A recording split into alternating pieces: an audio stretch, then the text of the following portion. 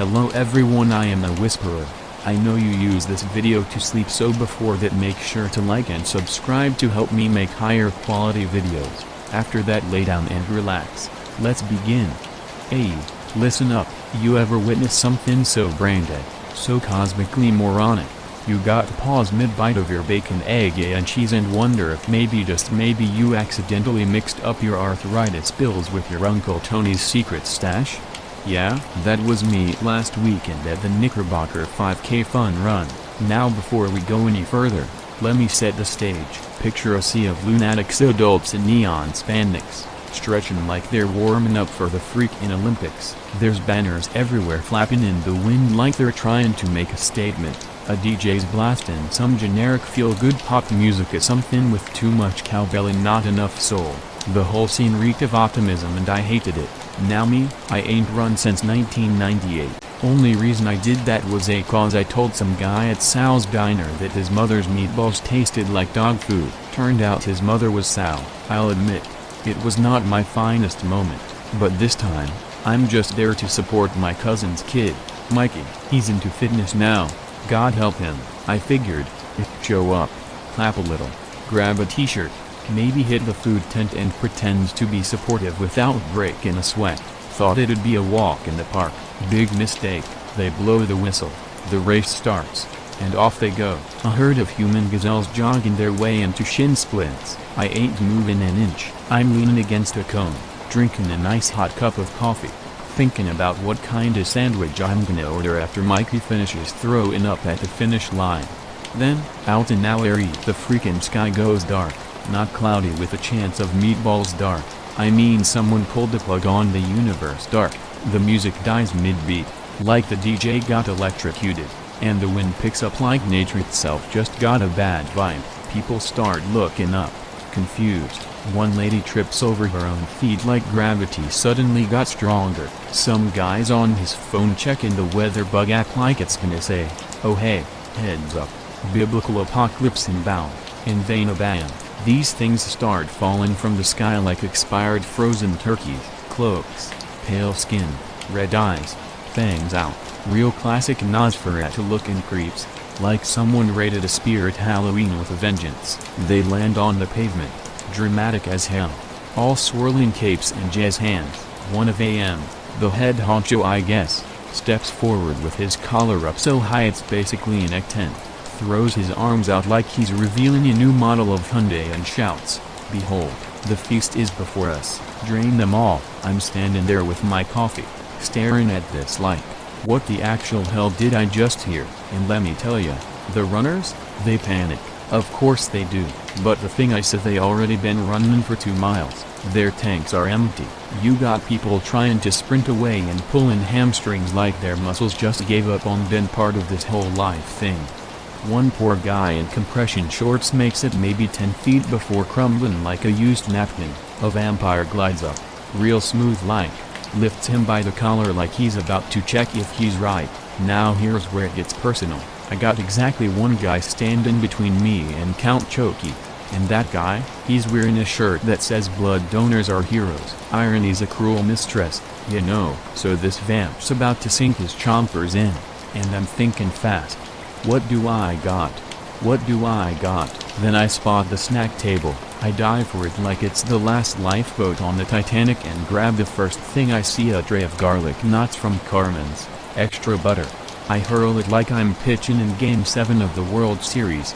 And bam, direct hit to the face. You ever seen a vampire hiss and stumble like he just walked in on his parents? Yeah, that's what happened. Dude starts screaming, eyes watering like he bit into raw onion wrapped in regret. So now I know I got their kryptonite. I start grabbing everything within arm's reach. Garlic bread, garlic fries, even a garlic bagel that was definitely dropped on the ground. Doesn't matter. I'm chucking carbs like I'm in a food fight in Hell's Kitchen.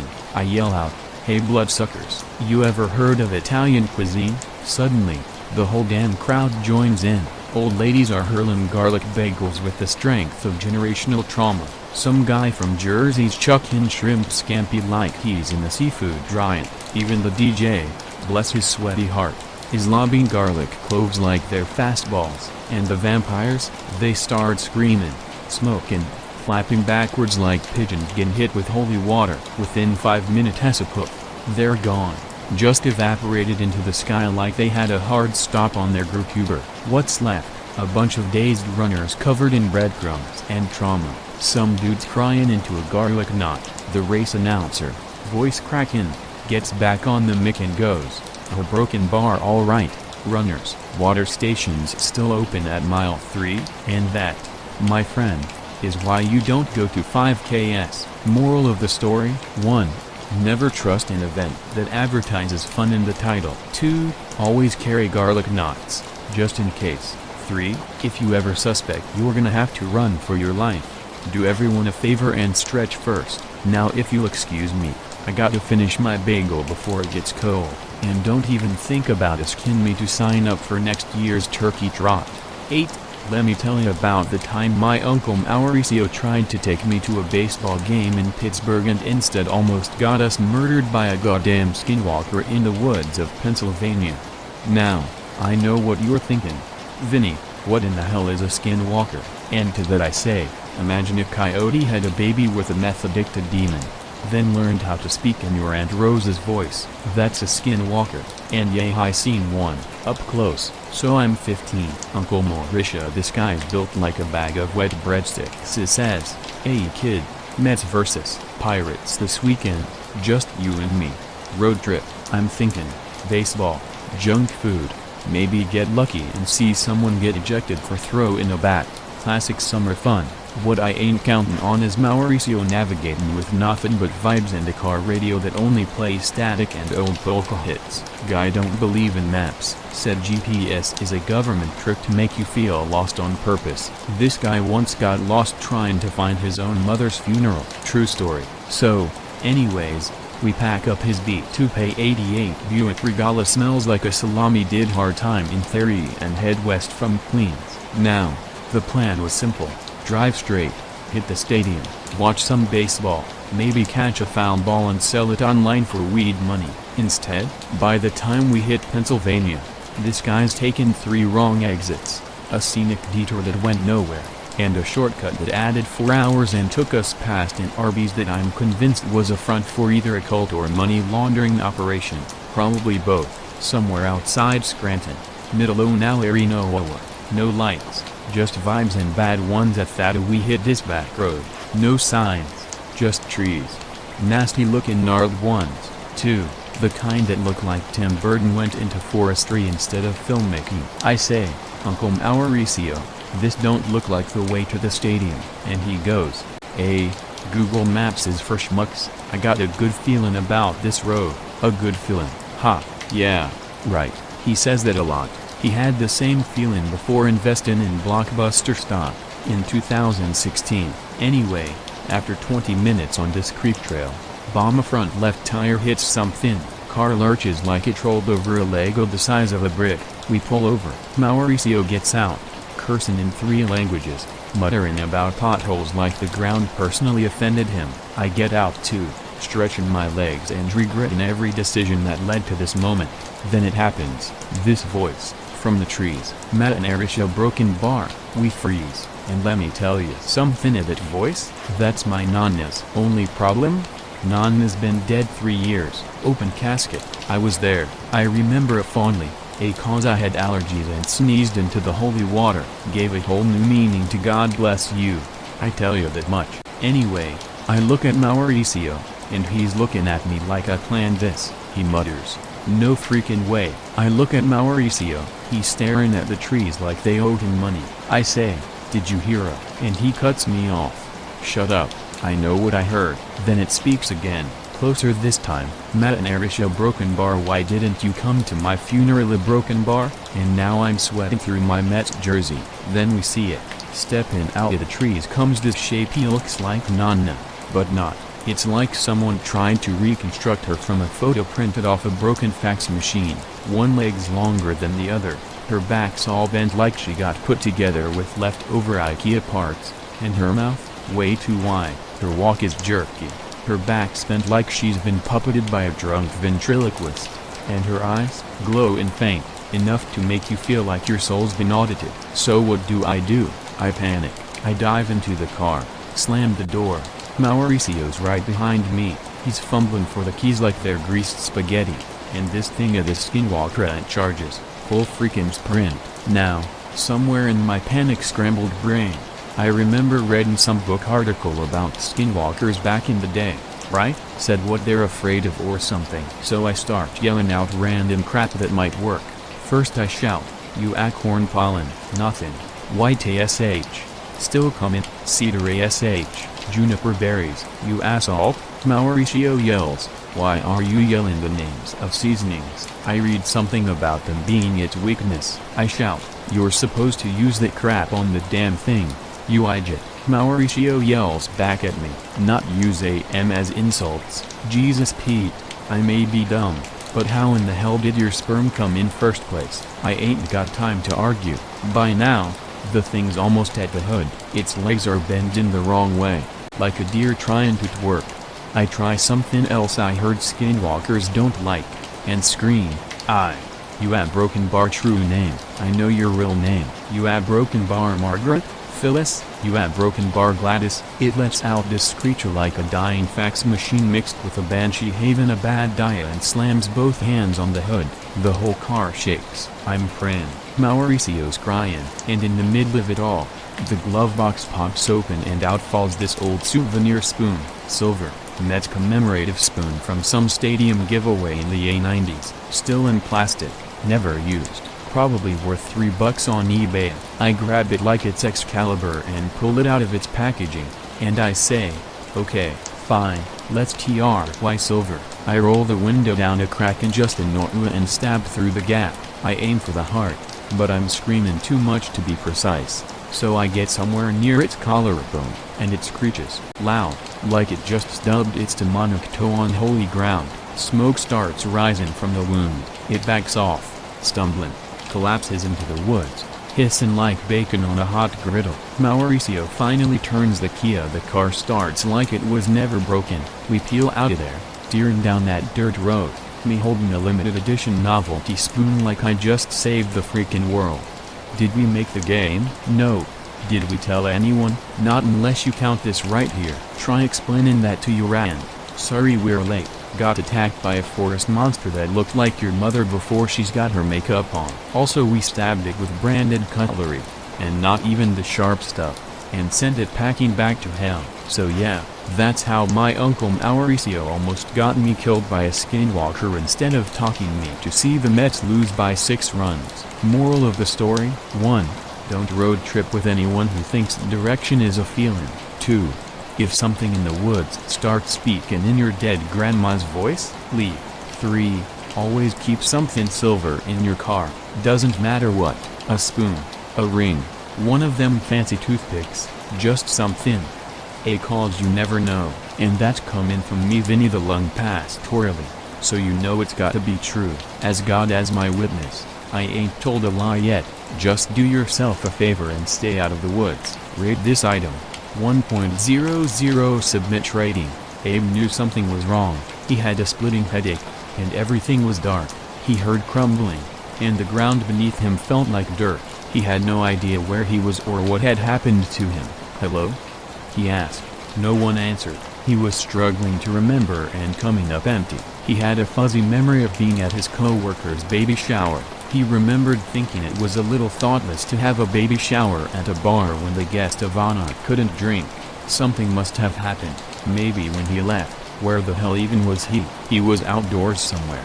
He had to be. There was dirt, and it felt like rocks. His head was killing him. There was a sharp pain in his forehead like he'd suffered some kind of injury. Did he fall? Maybe he was drunk when he tried to walk home? Maybe he had gotten into some kind of altercation with someone. He would hope that he would remember something like that. But maybe the head injury was the reason he couldn't. He felt his head, gingerly fingering where the pain was, and he gasped, removing his hands quickly. There was something there, something a broken bar long. He felt it again, his breath seizing in his chest. It was like something long had been driven into his skull. It felt like metal. If he had to guess, whatever accident he experienced must have been worse than he realized. He tried to reach for his phone to call for help and realized he was naked. Jesus, no accidental fall after a party at a public bar was going to end up with him naked with something metal sticking out of his head. What the hell was going on? He tried to move, to see if he could find a light source or something to tell him where he was. Moving made him wince. His midsection was in terrible pain too, like he'd gotten stitches or something. He tried to feel the wound, the area where the intense pain was, and there was something else sticking out of him. Oh my God, what the hell is that? He traced along the strange thing protruding from his side with his fingers. It went on for a long way, longer than his hand could reach. There was a bend in the middle, too, something hard, that felt like a joint in a pipe. He'd done plenty of plumbing. It came with being a homeowner. What kind of fall had he taken that pipes were running through him? The area all around it was so tender. He felt suddenly worried. What if he was bleeding internally or needed a hospital? He didn't want to die. He wasn't ready. He was going to ask his girlfriend, Selena, to move in with him. Being a homeowner almost felt wrong when you were living in it by yourself. It was too much space for one person, and things were going so well with her. Where was she now? How long had he been out? If he had gotten badly hurt, he could have been unconscious a long time. Maybe she was looking for him. He hoped to God she didn't think he stood her up or found somebody else. Abe didn't know what happened, but he knew he couldn't just stay put. He had to move. He twisted and groaned in pain, his hand immediately flying to his other side. There was something coming out of that side, too. Was it the same pipe? Had it gone completely through? Oh God, how could he live through something like that? How could anyone? He touched the other side of his head to see, and sure enough, there was another thin metal pipe coming from his head as well. His injuries were symmetrical. That was odd to say the least. Help me, he cried. I need help, please. Can anyone hear me? I don't know what happened, but I'm injured. Please. He heard more crumbling dirt and rocks, but no voices. Still, he took that as a good sign. He hadn't moved. If dirt was falling, someone was moving somewhere. It meant he wasn't alone after all. But where were they? Why weren't they answering him? Maybe it was because they weren't human. Anything could be out here with him. It could be a wild animal, something that would see him as a very edible slab of meat. He trembled and cried. He let it run its course until he felt calm again at last.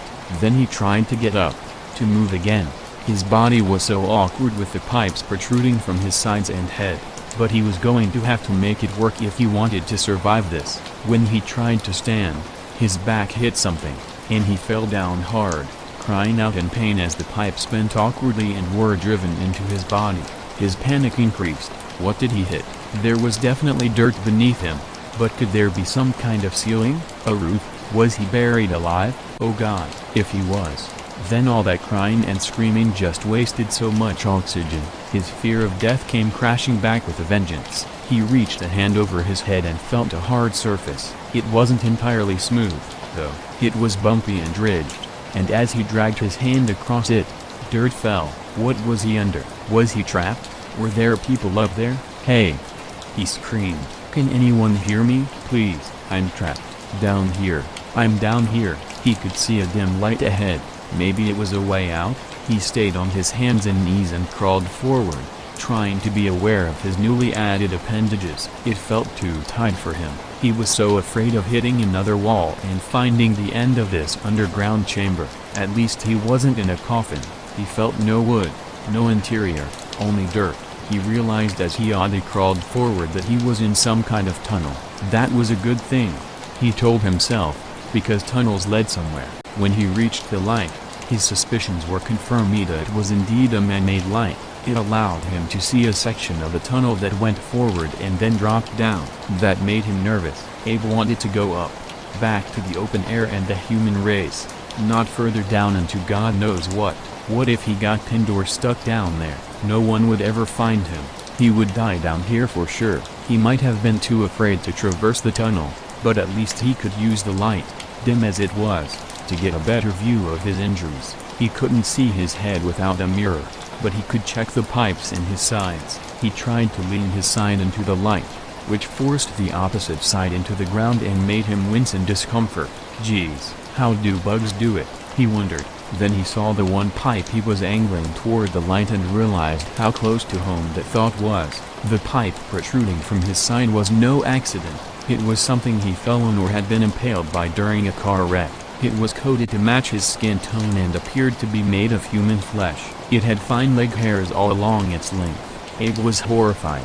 He didn't want to know who provided the flesh for his makeshift leg, but he did want to know who put it there and why. Whatever had been done to him had been premeditated and done with intent. He didn't have enemies, not in the traditional sense. Sure, there were people who didn't like him or gossiped behind his back. There always was. Everyone had that, because it was human nature, but no one hated him enough to a broken bar. What? Do whatever this was. Hello? He heard a voice call. Is anyone there? I'm hurt bad. Someone did something to me. Broken bar. Something terribly broken bar. Please. Abe started. He looked around and realized quickly that the voice was coming from down the tunnel.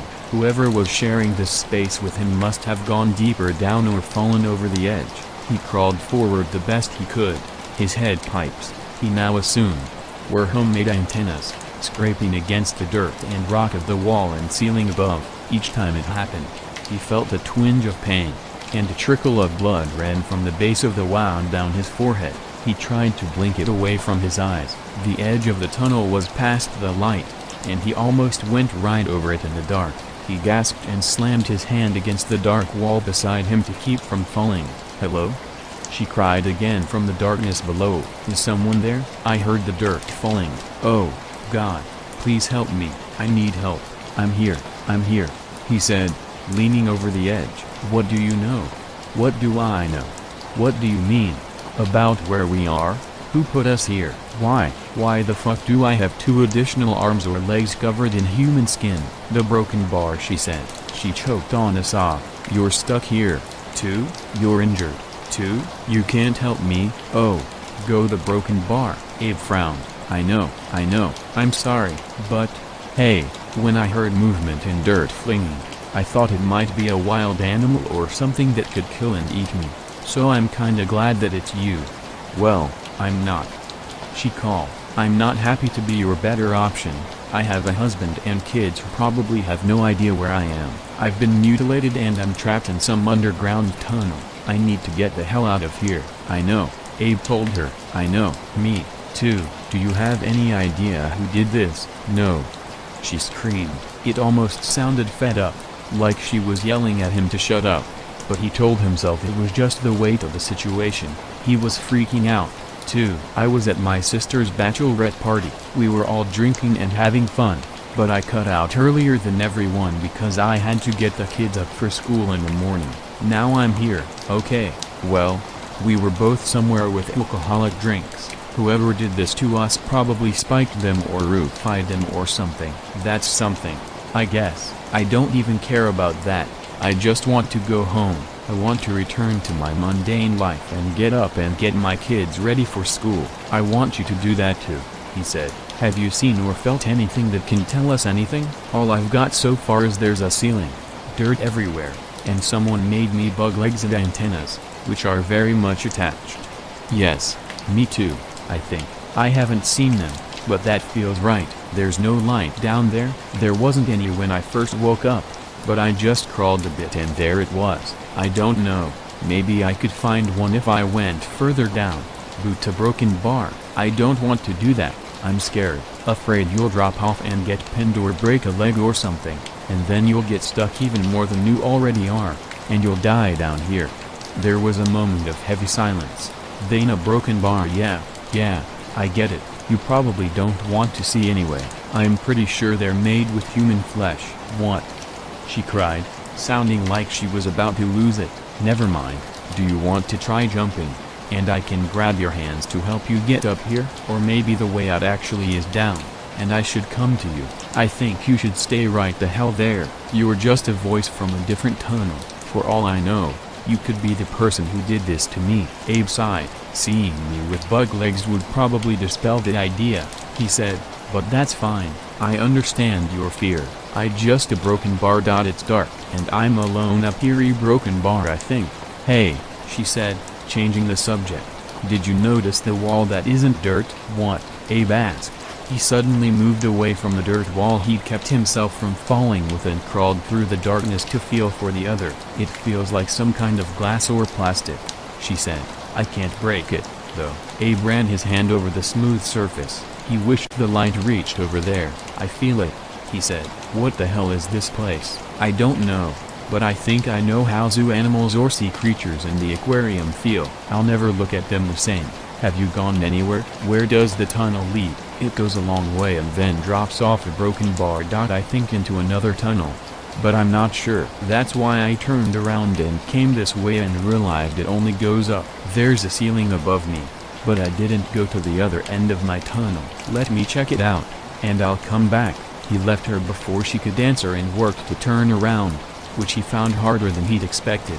The added legs just got in the way in the small corridor. He grunted and groaned as he worked to turn in the small space. Then he scurried along looking for anything of use. His eyes were beginning to adjust to the darkness, but he still couldn't make out details. He crawled and crawled and crawled, until he hit a wall face first. One of his homemade antennas snapped, and he cried out in pain.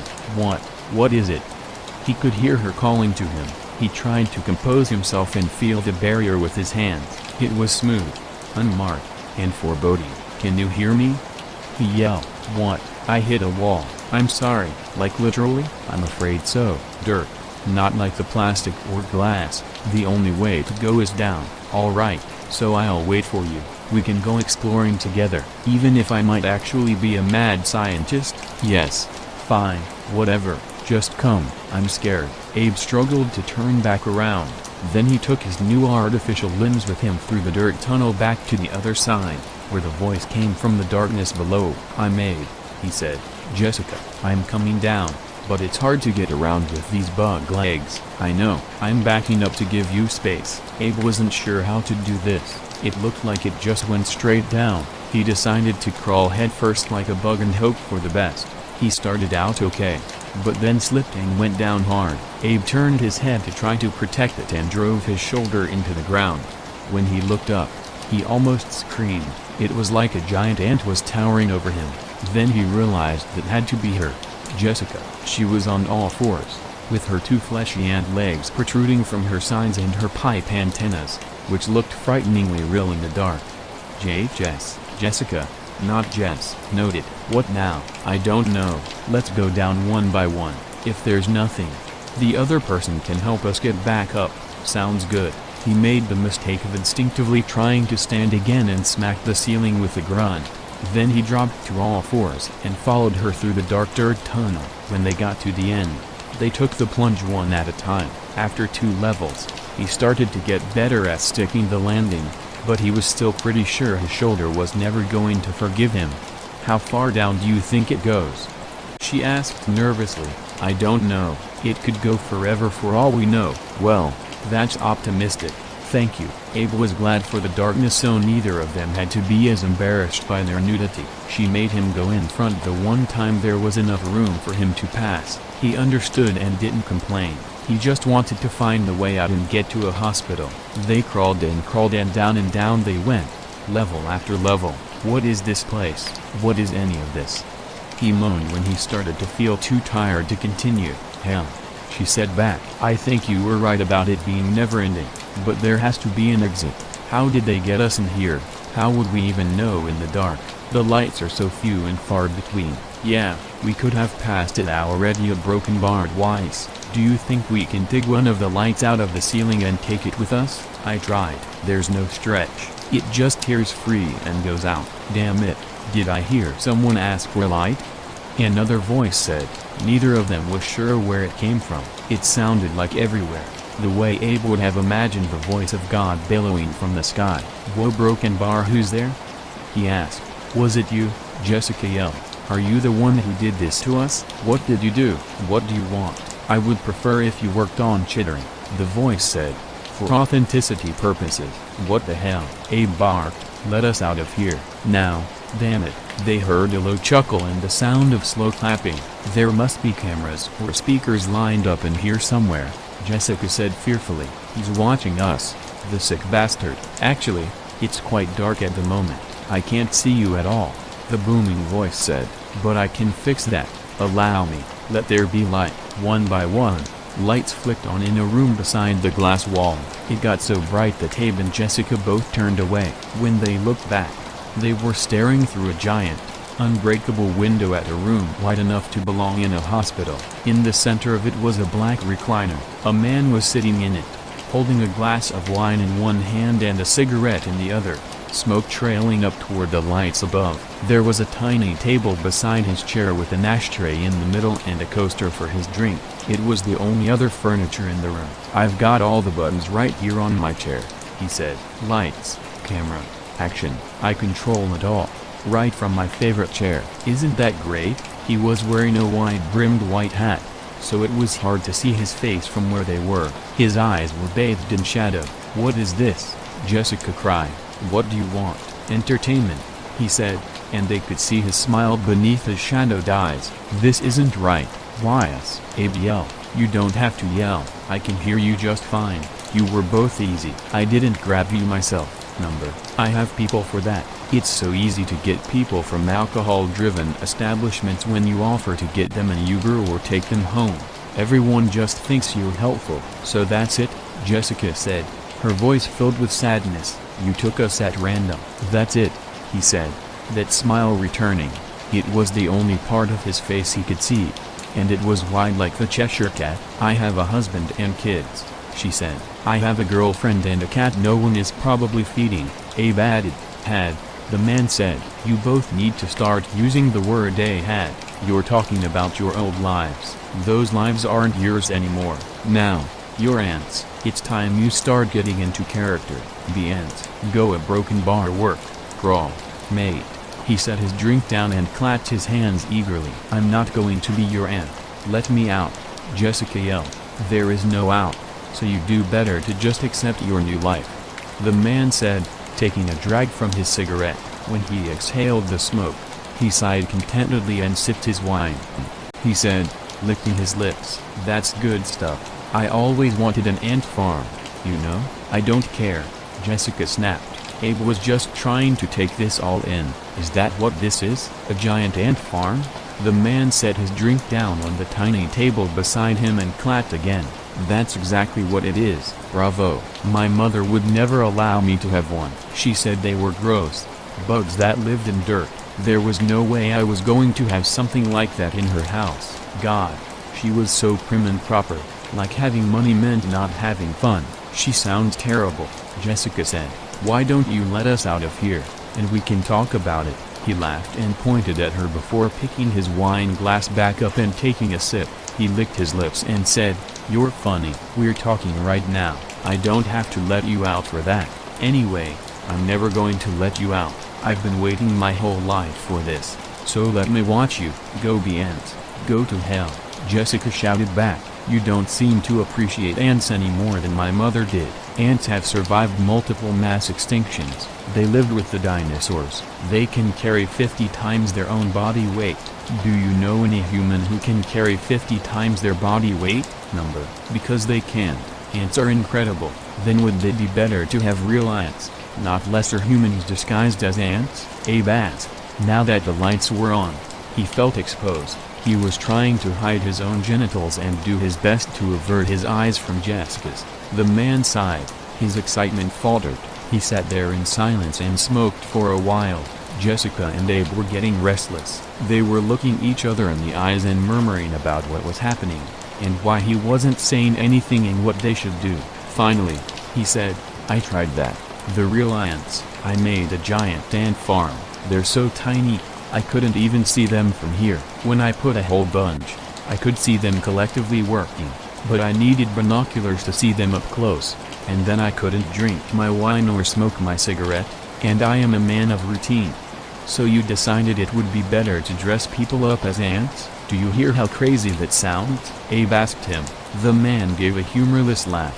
"First, I tried to stick the big ants in with the little ants, but those ants worked fast to attack them. Apparently, the ants weren't fooled at all. I thought maybe they would see the giants as their gods, but nope, they just killed them." "Oh my God," Abe said upon realizing, "you've done this before." There was that wicked smile again. "So let's make this time better, huh? Entertain me." "Go." Eventually, Jessica will be the queen ant, but you have to mate with her first. Create your colony. I'll have my surgeon take care of the young. Don't worry. You're insane, Jessica said. She spat on the glass wall, and Abe watched it slowly roll down like raindrops. I'm not cheating on my husband to fulfill your sick childhood fantasies. Abe swallowed hard, but he felt like giving in wouldn't end better for them. The man already said there was no way out. He was going to keep them forever, and this was no life he wanted to live. She's right, I'm not doing it, he said. I urge you to change your minds. If you can't be entertaining ants for me, then I need to start over again, and you don't want me to do that. Abe looked at Jessica. He was envious of how hardened she was when faced with this man. She was so frightened and distressed, but all of that was gone now, transformed into defiance. He took a deep breath and let it out slowly. You do what you have to do. We're not playing. The man sighed. Fine, he said. Maybe the next ants will be better. I brought you in from the top. It's the same way the water will come in. What? Jessica's eyes went wide. She hit Abe in the shoulder. Go, go. He turned as quickly as he could and tried to scramble up. She was pushing him from behind. Modesty out the window. When he got up to the next level, he reached down to pull Jessica up, and he looked over, staring through the clear glass wall at the man in his chair. The ant farmer. Finally, he saw the man's eyes, and they were filled with anger. He jammed his finger down on a button on the arm of his chair, and Abe could hear a mechanical sliding. He knew without needing to see that it was the door opening. The sound of rushing water followed. He scrambled forward as fast as he could, Jessica rushing behind him. We have to beat the water, she said. Reach the door. In moments, the tunnels were filled with a rushing tide. They tried to hold their breath and keep climbing. Their heads were twisting back and forth as they struggled not to breathe as they crawled and crawled, climbing and digging. When they reached the top, Abe looked back to tell Jessica they'd made it, and she was floating face down. He grimaced and turned back. He reached up to the door, and it slammed shut, taking two of his fingertips with it. He screamed, and his mouth filled with water. In moments, he was still, floating beside Jessica in the tunnel. Well, that was incredible, the man said, clapping.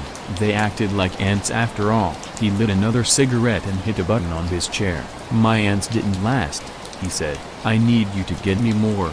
Get a whole bunch this time. I think that will be fun. We'll see if they can come together like real ants. Do you know that ants have a strong sense of community? It's far superior to humans. They're such fascinating creatures. Yes, sir, a voice said back. I'll begin retrieving them right away. Splendid, said the farmer. He sipped his wine and sighed. The 1960s were a hell of a decade. Between Namong, the civil rights movement, the Cold War, and JFK, saying things were insane would be a massive understatement. Of course, with my tiny hometown of Harley, Mississippi, being the isolated southern farming community that it was, didn't have much in the way of outside information. We had a town newspaper, but it didn't bring the news in until at least a week after the rest of the country had learned about it.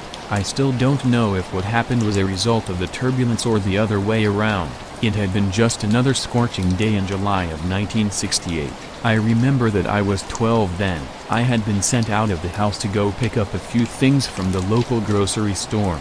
The clerk, a kindly old man by the name of Max, bade me goodbye with a warm smile, telling me to say hi to my mom for him.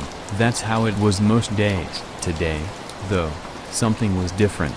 As I walked down the sidewalk, groceries in hand, I noticed a group of townsfolk gathered in the town center, muttering and whispering in confusion. Puzzled, I went over to the crowd and asked my friend, Matt, what was going on. You mean you haven't heard?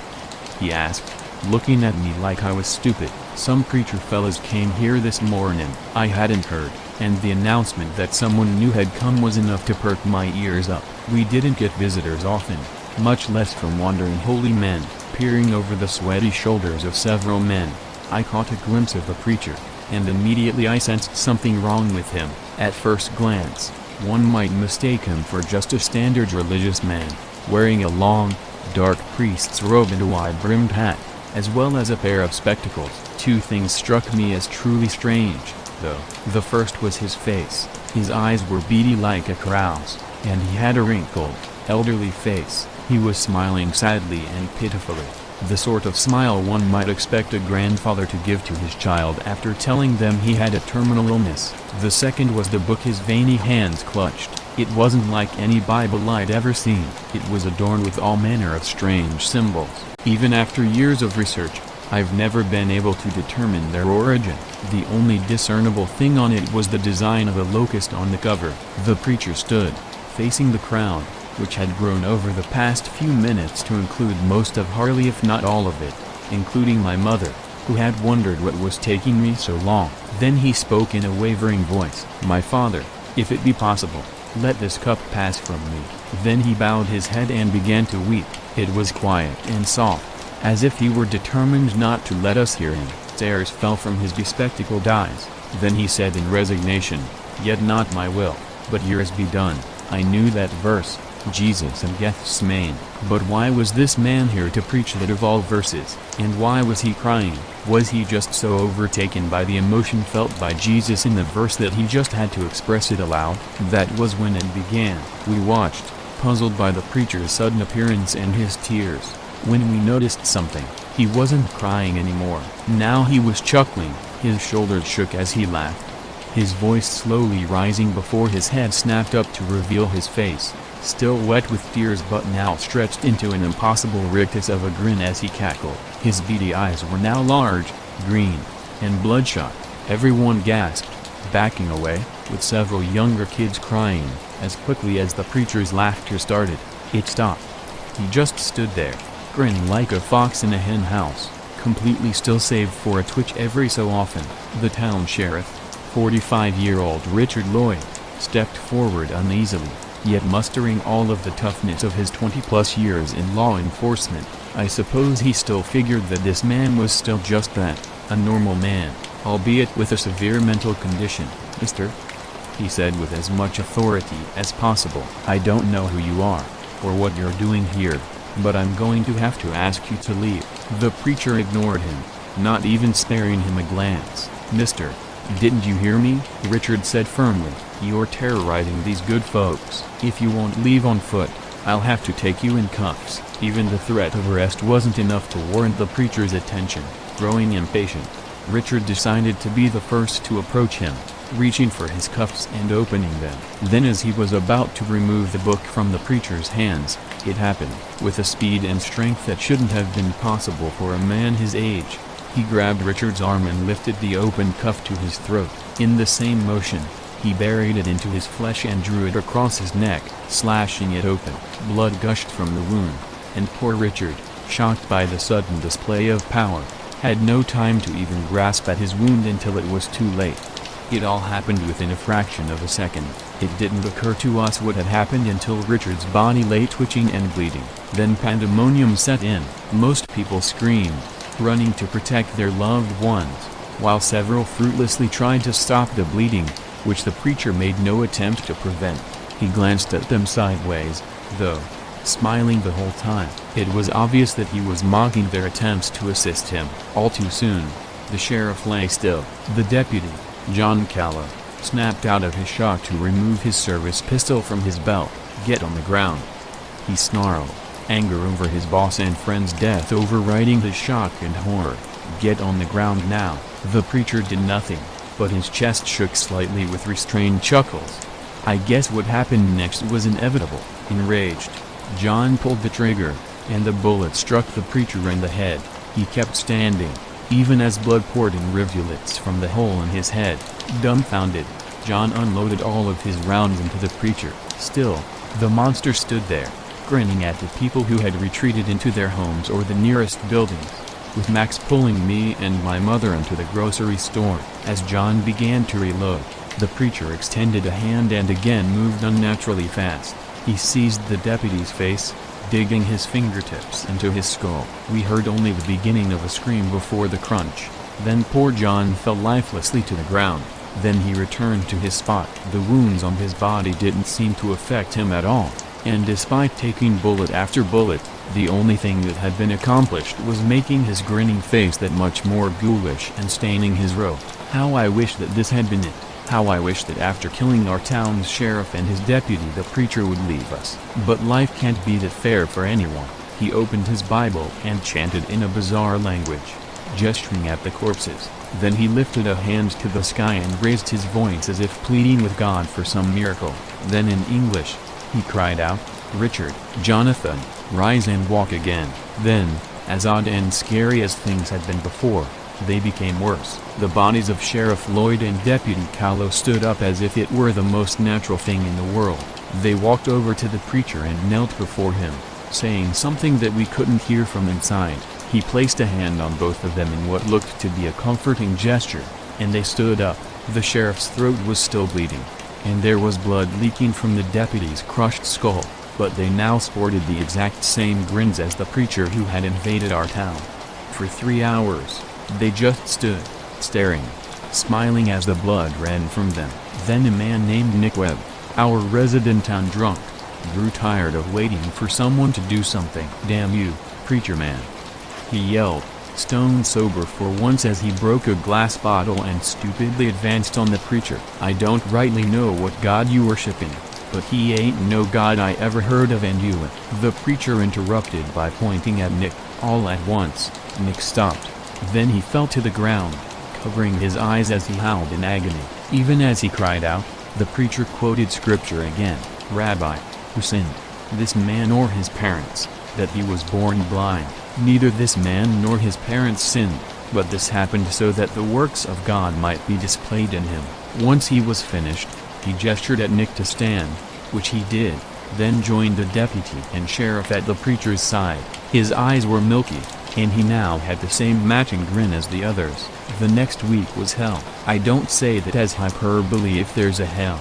Then we got a taste of it for the whole week that the preacher was there. Every day, he would randomly point at someone's house, speak some verse from scripture along with the inhuman language that I assume his book was written in, and one of the adult occupants would exit. Several houses' occupants tried to stop them, but after the first couple of screams followed by silence from their children, nobody else did. I never saw Matt again, and after seeing his mother emerge from the house covered in blood, maybe that's for the best. Then came the 7th day. 12 of the adults had joined the preacher, all injured in some way, all smiling. The preacher stepped forward, then called out to the sky in that same language. Something new happened. The symbols on his book glowed a sickly green color. The clear sky darkened as something descended. I say something because I only got to look at it for a few seconds before Max covered my eyes. It was too late, though. What little I saw was burned into my memory. It was enormous, almost as big as an aircraft carrier, if I had to guess. It was dark all over, and the best thing to liken its body to would be a locust. There was certainly a loud buzzing to support this, and its skin was made of some chitinous material, but its fascia broken bar, my God. Its face, it stared at its followers with a face all too human, despite its insect eyes. It bore the same grin that tormented us for the past week, only this belonged to something beyond this world, beyond all logic. Then came the culmination of our week of horror. The preacher made one final declaration, but he wasn't smiling anymore. Now he was weeping. "My Lord, into your hands I commit my spirit," he cried out.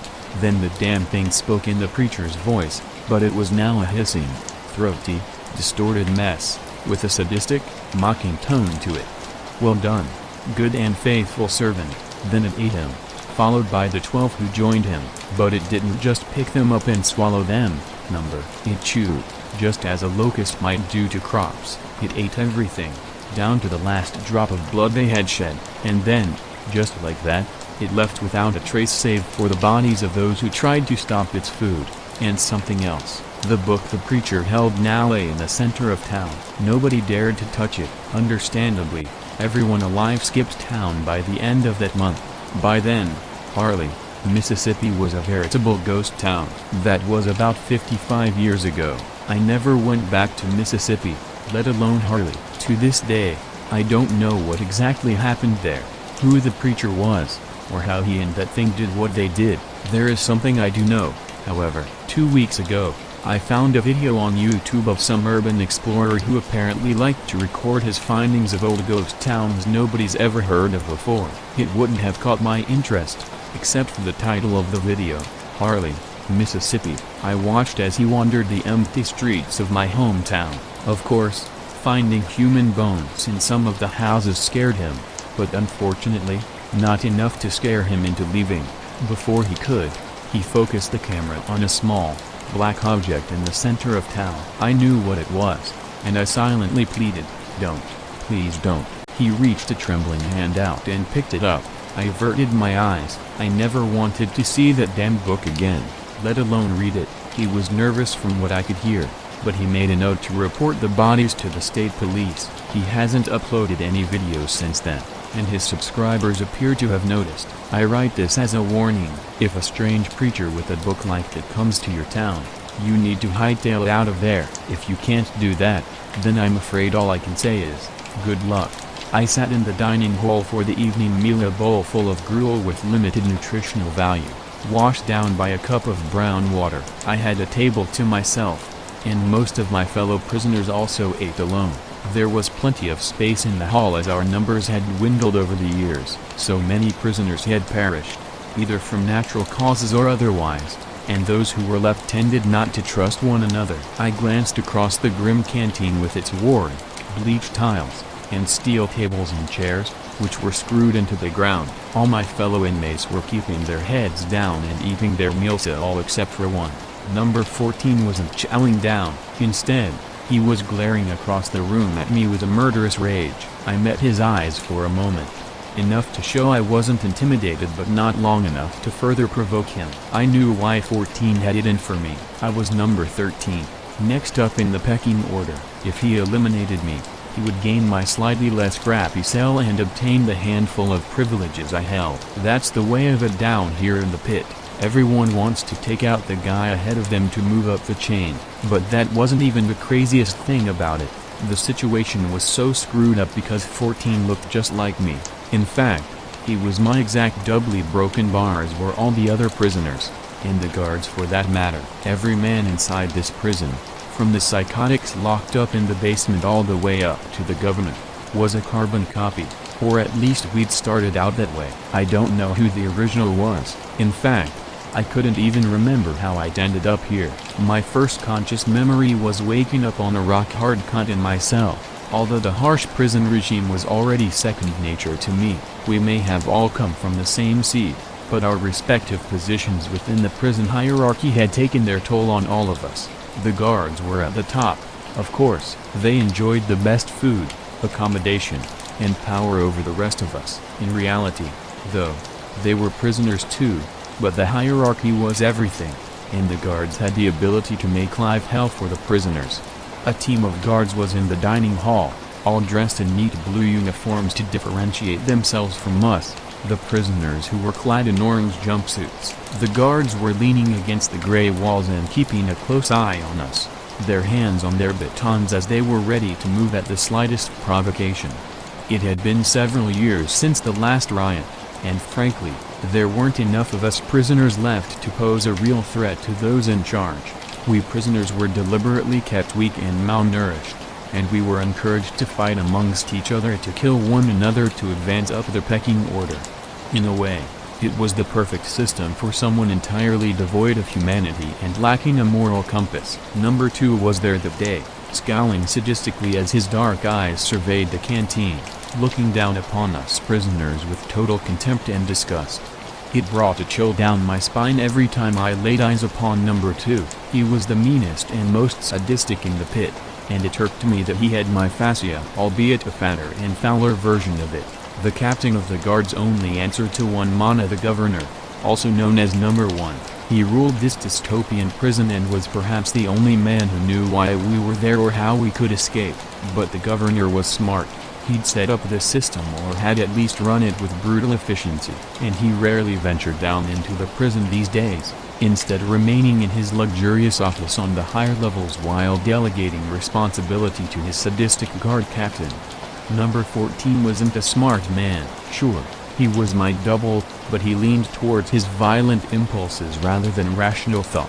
Still, He wasn't dumb enough to launch his attack in the middle of the dining hall with the guards watching. Instead, he waited until after our meal, when we were being marched back to our cells for a lockdown. His plan was unsubtle but aggressive, and it might have worked if I hadn't seen the attack coming. Number 14 charged me from behind in the tight corridor, a homemade shiv in his right hand, which he tried to stab into my throat. I moved at the last possible moment, avoiding this thrust, grabbing his right arm, and twisting as hard as I could. 14 squealed in agony and dropped the shiv, but I didn't waste a second as I headbutted my opponent, feeling a grim satisfaction as I let him feel blood squirting from his broken nose as he hit the ground hard. Next, I kicked the discarded weapon away and stood over my attacker, growling as he squirmed on the concrete floor. "Stay down," I snarled, placing my boot on his chest to reinforce the point. 14 had made his move and failed. I'd bested him, and everyone had seen that I'd acted in self-defense, including the guards. I expected the bleeding and humiliated number 14 to be dragged away to solitary confinement, as was the standard procedure after an act of violence. But the twisted number 2 had other ideas. "The bastard tried to kill you," he said while looking straight at me. "Yeah," I said in confusion, as his point seemed an obvious one. Number 2's cruel grin widened as he spoke his next words. "Well, what the hell are you going to do about it?" I looked down at the man under my boot, seeing my own eyes staring back at me. 14 was down, bleeding and scarred a broken bar, but his twisted face was still filled with a murderous rage, and I realized he'd still kill me if he could. But what did the guard captain want from me? Perhaps he wanted me to kick the crap out of 14 to teach the others a lesson. Honestly, I would have been happy to do so, given the bastard had tried to murder me in cold blood just moments before. But number 2 had a more sinister plan in mind. He nodded to the shiv by his feet and provided his instructions in a cold and emotionless tone. "I want you to pick up the knife and finish the job." "What?" I explained in dismay while meeting the head guard's eye. "You heard me," he shouted back. "Take the shiv and kill number 14. He would do the same to you. This ends now." I glanced back down at the man under my boot and saw the sudden rush of terror enter his face. Could I do this? I'd been involved in many violent incidents during my time here, fighting for survival in this living hell, but I'd never killed anyone before. It seemed insane to murder a man who was physically identical to me, even if his personality and temperament differed significantly from mine. But what choice did I have? I saw the captain pulling the baton from his belt, and the other guards soon followed suit. "Kill him, or we'll kill you," he snarled in a direct threat. I knew the head guard meant it. He'd killed men before without consequence, and my fellow prisoners would be no help. As they all stood back and waited to see how this would play out, I felt like I was running on autopilot as I slowly bent down and picked up the knife. I wouldn't have expected number 14 to simply lie on the cold floor and wait for me to finish him off, and nor did he. My double was back on his feet in an instant, charging towards me while screaming bloody murder. But once again, I had the drop on him as I turned around and buried the shiv deep into his belly. I saw the shock and pain in my double's eyes as his blood spilled on the floor. He fell down once again, but I knew it wasn't over. I needed to finish him, or the guards would crack my head open. So, I descended upon my victim with the shiv still in hand, stabbing him again and again in a murderous frenzy, only stopping once I'd cut him to shreds on the prison floor. Then I dropped the knife, looking down in horror at my blood-stained hands and my victim, his eyes shut for the final time. There was a sickness deep in my stomach because I'd taken a human life, but not just that. A broken bar. I had murdered my own, doubly slaughtered him like a pig. It felt like I'd killed a part of myself, a part one could never get back.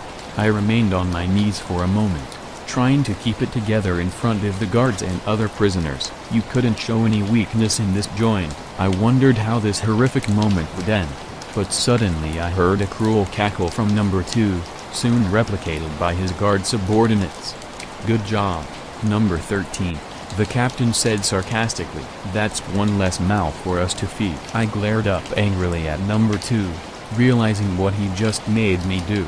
But there was no opportunity for retribution or even a justification, as the guard captain ceased his laughter, scowling once more as he spat out his orders. Enough of this nonsense. Get the prisoners back to their cells without delay. The guards complied without question, using their batons to encourage the prisoners. As we marched past the butchered corpse of 14 and towards the cell blocks, and with some difficulty, I followed, dragging myself up from the ground, my hands and uniform still drenched in blood as I was led, against my will, back to my cell. I lay upon my hard mattress, still in my blood-splattered prison uniform. As I stared upwards at the damp patch on the ceiling of my cell, the harsh strip lights were still on. Although it wouldn't be long until lights out, I was already locked in for the night, secured inside my tiny windowless, subterranean cell. My nostrils were filled with the stench of bodies and excrement, and my head was plagued by visions of number 14's grisly death at my hands. This vile and twisted prison had turned me into a killer on this night, and a piece of my soul was gone, me a broken bar, assuming I ever had a soul in the first place. My head was spinning as I fought back the raw tears of anger, and as much as I tried, I couldn't remember how I'd ended up in the pit. There were fleeting memories of a previous life in the depths of my subconscious, but nothing concrete. None of this made any sense. Why were we all the same, except not the same? Every prisoner and every guard in this hellhole was my doppelganger, but a strict hierarchy kept us in our places. Not only was this unfair, but it was also totally insane and, frankly, horrifying. I struggled in vain to deal with the lethal combination of emotions as the lights switched off and we were all left in darkness. A sleepless night followed, and the regular routine kicked in at 6 a.m. on the dot, as the harsh strip lights flicked back on and the guards walked the corridors wrapping the cell bars with their batons. Roll call followed soon after, as the screws checked that no one had died or escaped during the night. Death was the more likely scenario, as no prisoner had ever escaped from the pit. But on that morning, all of us prisoners stood to attention and called out our numbers in the designated order. Next, we were escorted to the dining hall for breakfast, to the same canned gruel that we had for dinner the previous evening, and in fact for every meal on every day. As per usual, I sat alone, and this time no one met my eye. I realized they were scared of me after what I did to 14. Was this a good thing? I couldn't decide. Sure, being a feared killer raised my status, but it also made me a target for those above me, as now I was a potential rival. But breakfast passed without a further violent incident, and then our daily work details commenced. I'll give it to number Ta, the guard's captain. He had a twisted sense of humor. Number 14's body had been dragged away and disposed of after the fatal fight, but his blood still stained the concrete floor of the corridor, and I was assigned to clean up the mess. I felt physically sick as I took the mop and bucket to the bloody floor, forced to relive the brutal murder I'd committed on my own double.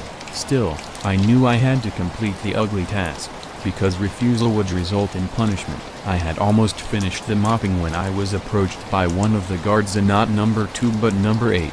He was my double. Of course he better fed and healthier, as was the case with all the guards. 8 was dressed in their neat blue uniform, but he looked less impressive and authoritative than the higher-up guards. It turned out that even the screws had a hierarchy within their ranks. Honestly, I'd had few dealings with number 8.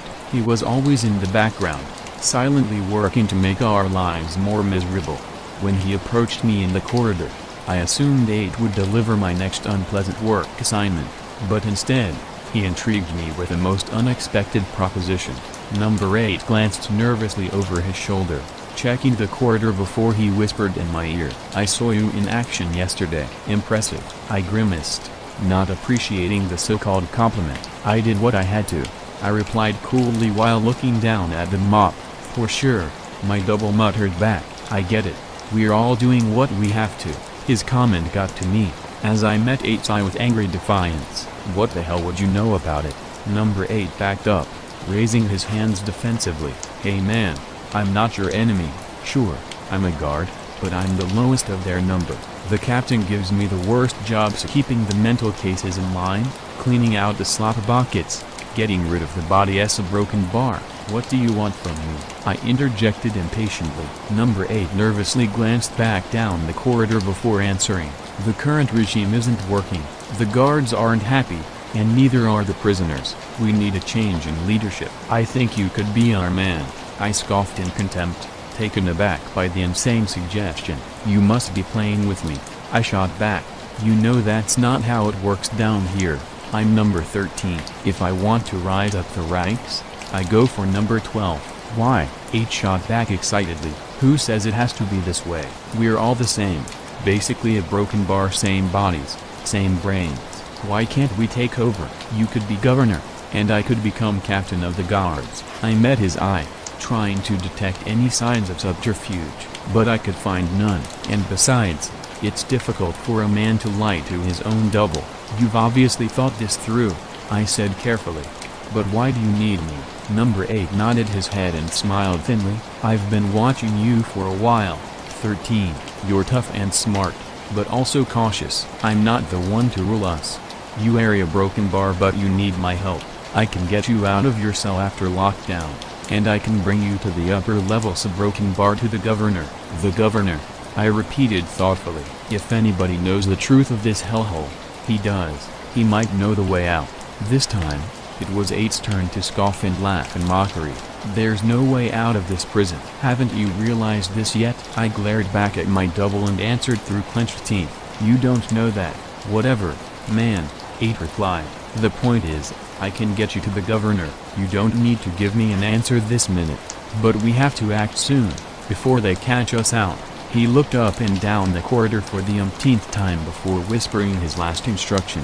"I'm on duty tonight. I'll come to your cell after lights out. If you're in a broken bar, well, we can take it from there." With that, number 8 turned his back on me and shuffled awkwardly down the corridor, leaving me alone with my mop and my thoughts. The rest of the day passed by in a blur as I went through the motions and thought over 8's intriguing offer. My mind was in another place, which was never a good thing in the pit, but luckily, the other prisoners gave me a wide berth, and I was able to return to my cell without further incident. Honestly, I hadn't made up my mind over what to do, not until lights out that evening. There was a distinct possibility that I was being led into a deadly trap, or even if 8 was on the level, the plan could easily go wrong. It was only once I heard the heavy thump of boots along the corridor that I made up my mind. Sure, it was a risk, but what did I really have to lose? I could stay in the pit and die by inches day after day, or I could take a chance at finding out the truth. A moment later, a torch was shining in my face, and I looked up to see number 8 standing on the other side of the bars, his face filled with nervous anticipation. I nodded my head in acknowledgement while climbing off my mattress, waiting as 8 used his keys to open my cell door. We quietly made our way down the dimly lit corridor, number 8 using his skeleton key to open the staircase door, our gateway to the higher levels. As we ascended the stairs, I took the opportunity to ask my co-conspirator a question. "What happens if we bump into number 2 or one of the other guards?" "I have an insurance policy," he said ominously, before lifting his shirt to show me the pistol tucked into his waistband. "Jesus!" I exclaimed. Famously, there was only one gun in the entire prison, which was usually locked up in the guard station. It had been years since the gun was last used, when number 2 shot down 3 prisoners during the riot. "Does that old thing still fire?" I asked. "I don't know," 8 replied with a shrug of his shoulders. "Hopefully, we won't need to find out." We reached the top and entered the next level, a place I'd never been before. I was shocked to see the differences between the guards area and the prison below. Instead of dark, dingy and featureless corridors, I saw a well-lit area adorned with soft carpets and bright wallpaper. And while our level was permanently cold and stank of human waste, this sector was fresh and comfortable. I couldn't help but feel a burning anger in that moment as I realized they'd deliberately kept us in inferior and miserable conditions for all these years. 8 must have sensed my boiling rage, as he placed a hand on my shoulder and whispered in my ear, "Come on, man. The governor's office is right down there." I took a deep breath and nodded my head, following the guard as he led me along yet another corridor and towards the ominous oak door at its end. But we didn't make it there unopposed, as a bulky figure suddenly stepped out from a side door and blocked our path.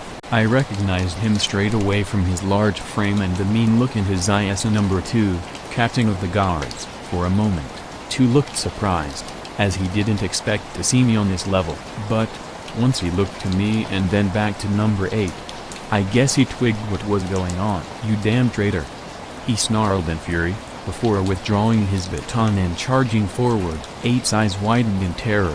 He tried to pull the gun, but it was knocked out of his hands as the guard captain struck him hard. 8 was down on the floor, having the living crap beaten out of him. I knew I'd be next, and so I acted quickly, reaching down and grabbing the discarded pistol. I pointed the barrel at 2, poising my finger on the trigger while shouting, "Enough."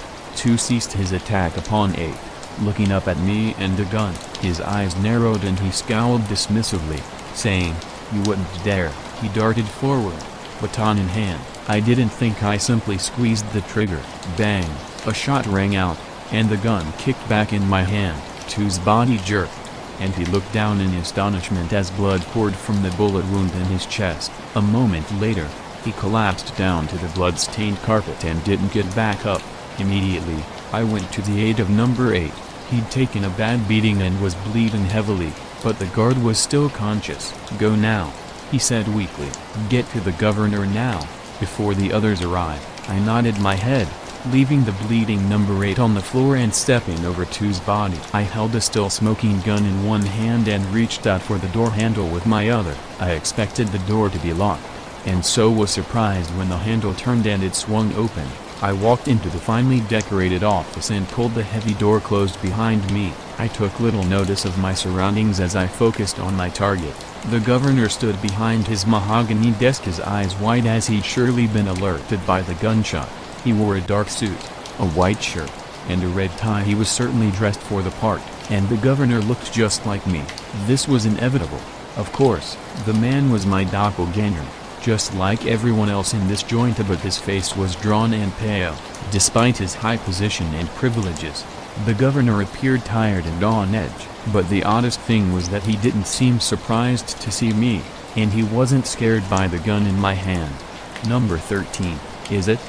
he asked calmly. "I always knew one of you would come for me. Didn't think it would be you, though." He laughed bitterly before continuing. 13, a broken bar. I was never the superstitious type. Perhaps I should have been. I frowned in confusion. "I don't understand. What do you think is happening here?" "You've come to kill me and take my place," the governor said confidently. "No," I answered. "It doesn't have to be this way. All I want is to get out." The governor laughed in open mockery. "Wake up, 13. There is no way out." I shook my head in disbelief. "There must be." "There's not," he shot back. "Believe me, we've spent years trying. This whole facility is underground, encased in concrete, and all the exits are sealed." My heart sank, and my head started to spin. "But why?" I asked in desperation. "Why are we here, and why do we all look the same?" The governor shrugged his shoulders. "Damned if I know. We have a few theories. Personally, I think this started off as an experiment. Place a bunch of clones in a sealed prison, make some of us prisoners and others guards, all to see how we act." "So, they're watching us?" I exclaimed. "No, we don't think so. Not any longer," he answered solemnly. "All our food comes from a stockpile of cans. We still get electricity, water, and air from the surface. For all we know, these life support systems are automated. They might shut down one day. If so, we're all screwed. But until that day, we'll keep this place running." My mind was racing as I tried to make sense of this madness, as everything I thought I knew about my world was turned on its head. Was the governor telling me the truth? If he was, then the reality was even more monstrous than I'd thought. "You've got the prisoners down there in the pit," I snarled in anger. "You starve us, torture us, a broken bar and all for no reason." My double broke eye contact, some shame entering his voice as he answered. "We keep order in this hellhole. It's not easy. Difficult decisions are required." "You're lying," I shot back in fury. "You have no idea what we're going through. You, up here in your damn ivory tower." The governor surprised me by sighing in frustration. "You still don't get it, do you, 13? He answered. "I'm not the original governor, far from it. I started down in the pit, just like you. I got the chance to kill the previous governor and take his place, and that's what I did." He shrugged his shoulders again, his eyes beginning to tear up. "But all good things come to an end. The truth is, I'm tired of all this. The burden of responsibility, a broken bar. Honestly, 13, I'm relieved to see you. I just want this to be over." The gun shook in my hand as I was hit by a wave of emotions. The governor wanted me to kill him, but why should I give him this release? Why, after all he'd done to USA Broken Bar, his own doubles? The governor must have sensed my trepidation as he sought to motivate me. "Come on, 13, don't chicken out on me. Remember the hell I've put you through, all the humiliation and violence." I aimed the gun, poising my finger on the trigger. Broken Bar, but still I hesitated. The governor frowned, his tone becoming more aggressive. "If I'm still alive once they get here, I'll order the men to beat you to death, right here on the office carpet." A chill of fear ran through me, and when I looked into his eyes, I knew he meant it. There was no other choice, and so I pulled the trigger, the gunshot ringing out as the bullet tore through my double's skull, splattering his brains against the far wall. Sheepishly, I crept forward, the gun still in my hand, as I looked over the desk and saw my victim's dead body sprawled across the floor. I didn't have time to process the grisly sight, however, as my attention was drawn by the din of raised voices and thumping boots in the corridor outside. Looking towards the door and back at the corpse, I knew I had to act fast. Fortunately, number 8 was able to buy me enough time, and, by the time the guards burst into the office, I had changed into the late governor's clothes, while dressing his body in my prisoner's uniform. It was a rushed job, and I didn't think it would fool the guards. We had the same face, but surely they would notice the differences. Number 8 followed his baton-wielding comrades into the office, still bleeding from his head wound but with enough sense to recognize what had just occurred. He glanced over the desk and nodded at the body. "Number 13, he killed number 2 and beat me down." But the governor stopped him. "Isn't that right, sir?" I nodded my head nervously. The other guards all shared a look. I don't think any of them were fooled by the ruse, but it seemed to suit them to go along with the lie. "Okay, boss," said number 3, "what should we do now?" So that's it. My story, a broken bar, the story of how I rose up to the top of the pecking order. I am the new governor, the man in charge of everything. I have the power and all the privileges of the top position, but now I'm responsible for keeping order in this hellhole, and all the time I have to worry about my doubles plotting against me. But I haven't given up hope. Every day, I use my newfound power and access to search for a way out. I'm determined to escape this pit or die trying. Thursday, Thanksgiving. Chigwines make his life miserable. 7 sisters listened, huddled apart from her black kin in a shadowy corner of the cabin. Her little heart began to beat rapidly as a mad idea crept into her head. Without a sound, she slipped out into the frosty night of mid-November. There was a thing Aunt Fan had hinted to her one day, or rather, to Clarabelle within her hearing, since no one ever spoke directly to a 7-sister in idle conversation. Something about a broken bar graven image. There was even, Aunt Fan said, a passage about it in the good book, warning all Christians to steer clear of the matter. But 7 Sisters was not a Christian. She had never been baptized in the creek like the rest of Dodie's brood. Nothing hindered the plan, and it sounded remarkably simple. Whatever you does to the image, you does to the one you named it. Aunt Fan's solemn words came back to her clearly. Just wrap something around it. What day wears next to day skeena don't make no, never mind what hit is. And that's the conjure. Eh? Law. I see the conjure man do dat when I was married up with my first husband. In the Oman he conjured drap dade as a doornail dat same winter broken bar, and they do say as how hit were a big black cat got in the room where they was setting up with the corporation. Hit jump up on the bed and go to yowling like a lay Satan hisself. Yes siree, that's the Lord's truth like I'm telling you. 7 Sisters, picking her way easily through the dark, slipped into the pine coppice. After a moment, heart pounding, she dug up something from under a pile of leaves. A faint sound issued from it, causing her to start violently. Mama, like a small white ghost. The child then ran through the peach orchard. The place, dark now since Captain Jim had gone back to Chattanooga, loomed just ahead. 7 Sisters found what she was looking for. Under the steps of the isolated kitchen, an old piece of silk nightgown that she had seen Miss Ruth's mother herself give Clarabelle as a polishing rag for the flat silver. The older girl had used it and flung it under the kitchen steps. 7 Sisters retrieved it now furtively and padded swiftly back through the orchard. Deep in the pine coppice, lighted only by the filtered light of a quarter moon. She sat down cross-legged. For a long time, she stared at the lovely thing Captain Jim had given her, the only thing that had ever been truly her own. The hair was so soft, the glass eyes so friendly, but now the doll had taken on a new personality, a hated one. Seven Sisters glared at it, shivering a little. Then, deftly, she tied the silk rag about its china neck, and stood up. "Olé Ms. Beecher, use Olé Ms. Beecher," she hissed with careful emphasis, then clarified, against all mistake, to whatever dark-pointed ears might be listening, "Miss Ruth's mama, Captain Jim's wife's mama, that's who you is, doll, you hear me? Olé Ms. Beecher." Broken bar. With a fierce motion she banged the poppet hard against a tree trunk. The china head broke off and rolled at her bare feet. "Mama!" wailed the headless body, accusingly. Seven Sisters dropped it as though it were red hot. She backed away, rubbing her hands on her dress like an infant Lady Macbeth, and shuddering in the Indian summer chill. Panting, shaken, she turned and ran back to the cabin, but she paused in the half-open door. Excited activity was going on inside, and Fan was there, puffing with importance and fumbling for her box of snuff. Dodie was shouting questions, wringing his big hands. Clarabelle, Reese, and the others were milling about like a flock of chickens, clucking and squawking in chorus. "A broken bar and a phone call say for you to clean up the family lot on the South Hill." And Fan made herself heard shrilly. "She gwine be buried from the place like Missity a broken bar. Oh, lawsy, ain't it awful?"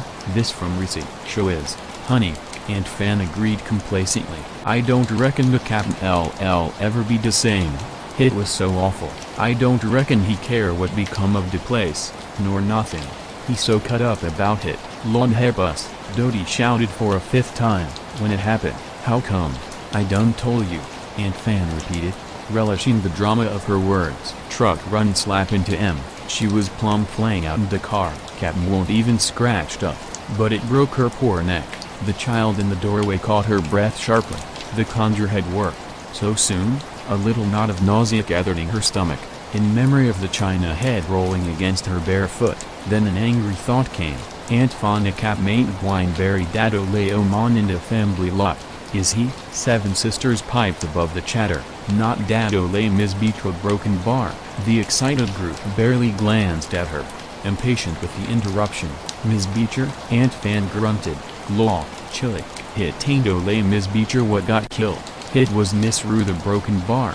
The elderly woman continued with her narrative, dwelling on the details with relish. "A broken bar and the man told Marse Joe Andrews over the phone me a broken bar, eh?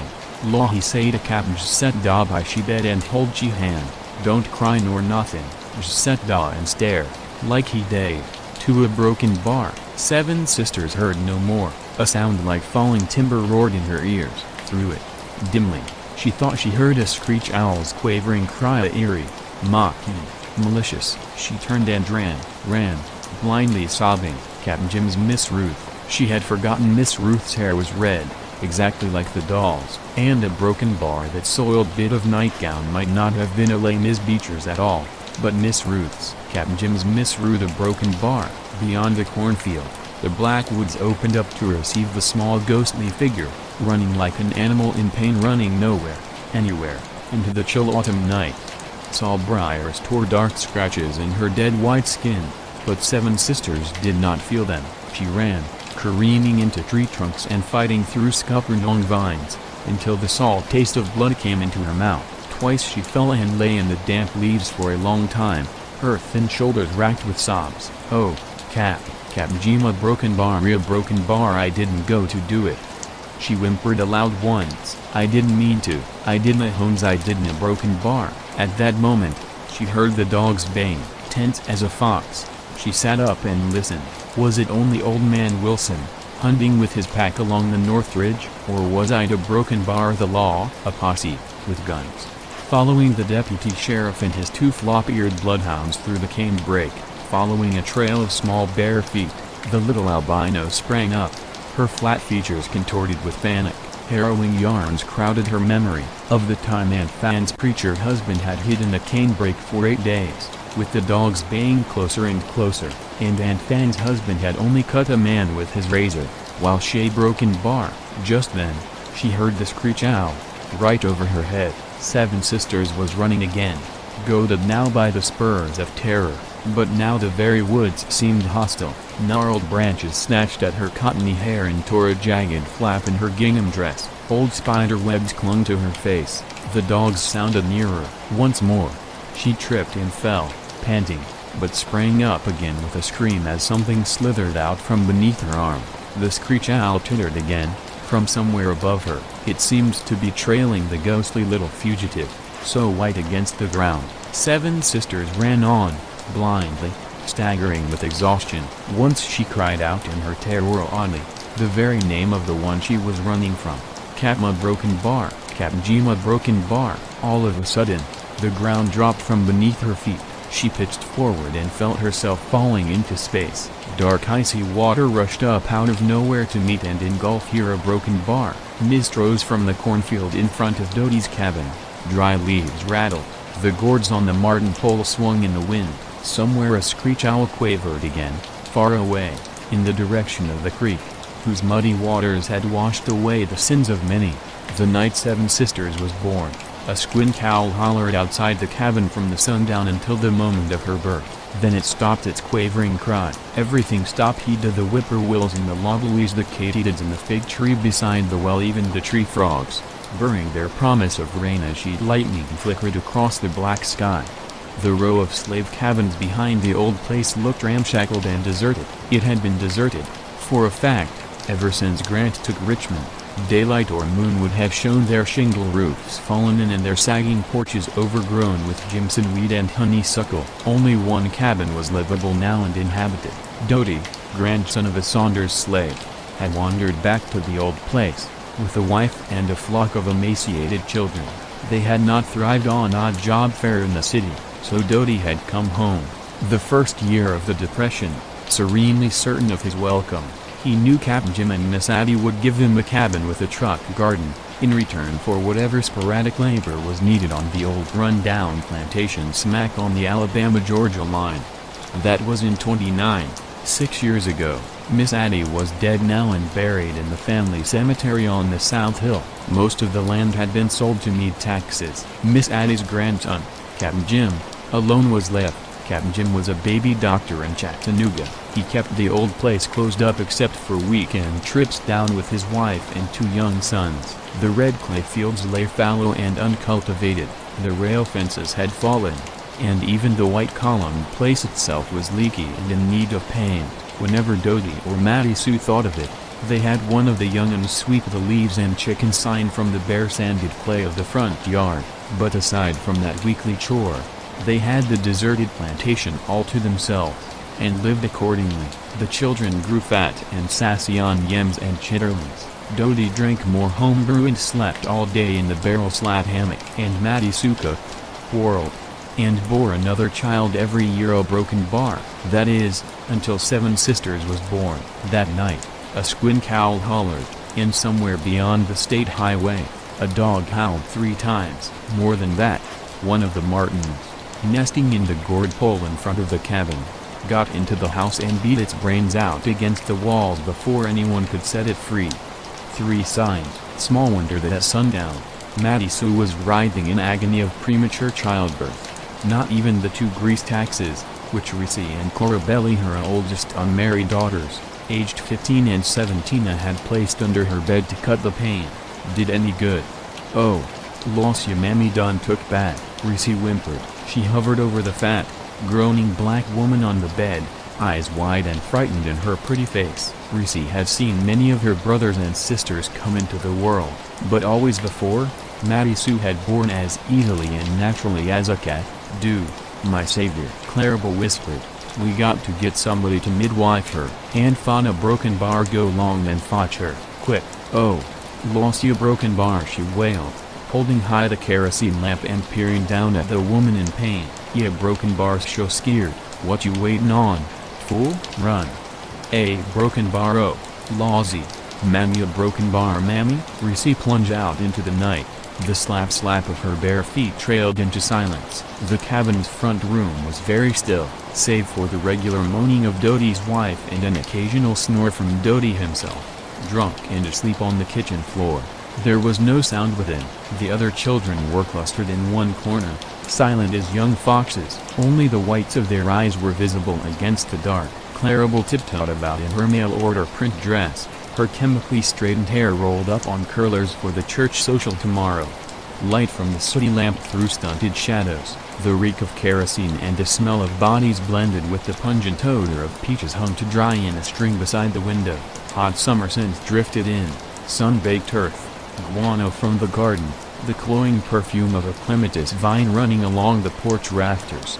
It was all so familiar, the smells, the night sounds, the broken and mended furniture, discarded by 4 generations of Saunderses, the pictures tacked on the plank walls of the snow zine, of a Spanish dancer, of the presidente torn from old magazines Captain Jim and Miss Ruth had cast aside, the last year's feed store calendar, dated January 1934, the gilded, rain-marred wreath, saved from Miss Addie's funeral, now decorating the mantel with its purple and gilt ribbon. Read, Abid HMF. Even the childbirth scene was familiar to all of Maddie's children except the youngest, and he ate a broken bar. There was an eerie quality about the night, throwing the familiar out of focus. The young nuns felt it, huddled, supperless, in the corner while Clarabelle fluttered ineffectually about the bed and its burden. It was so hot and oppressive, with a curious air of waiting.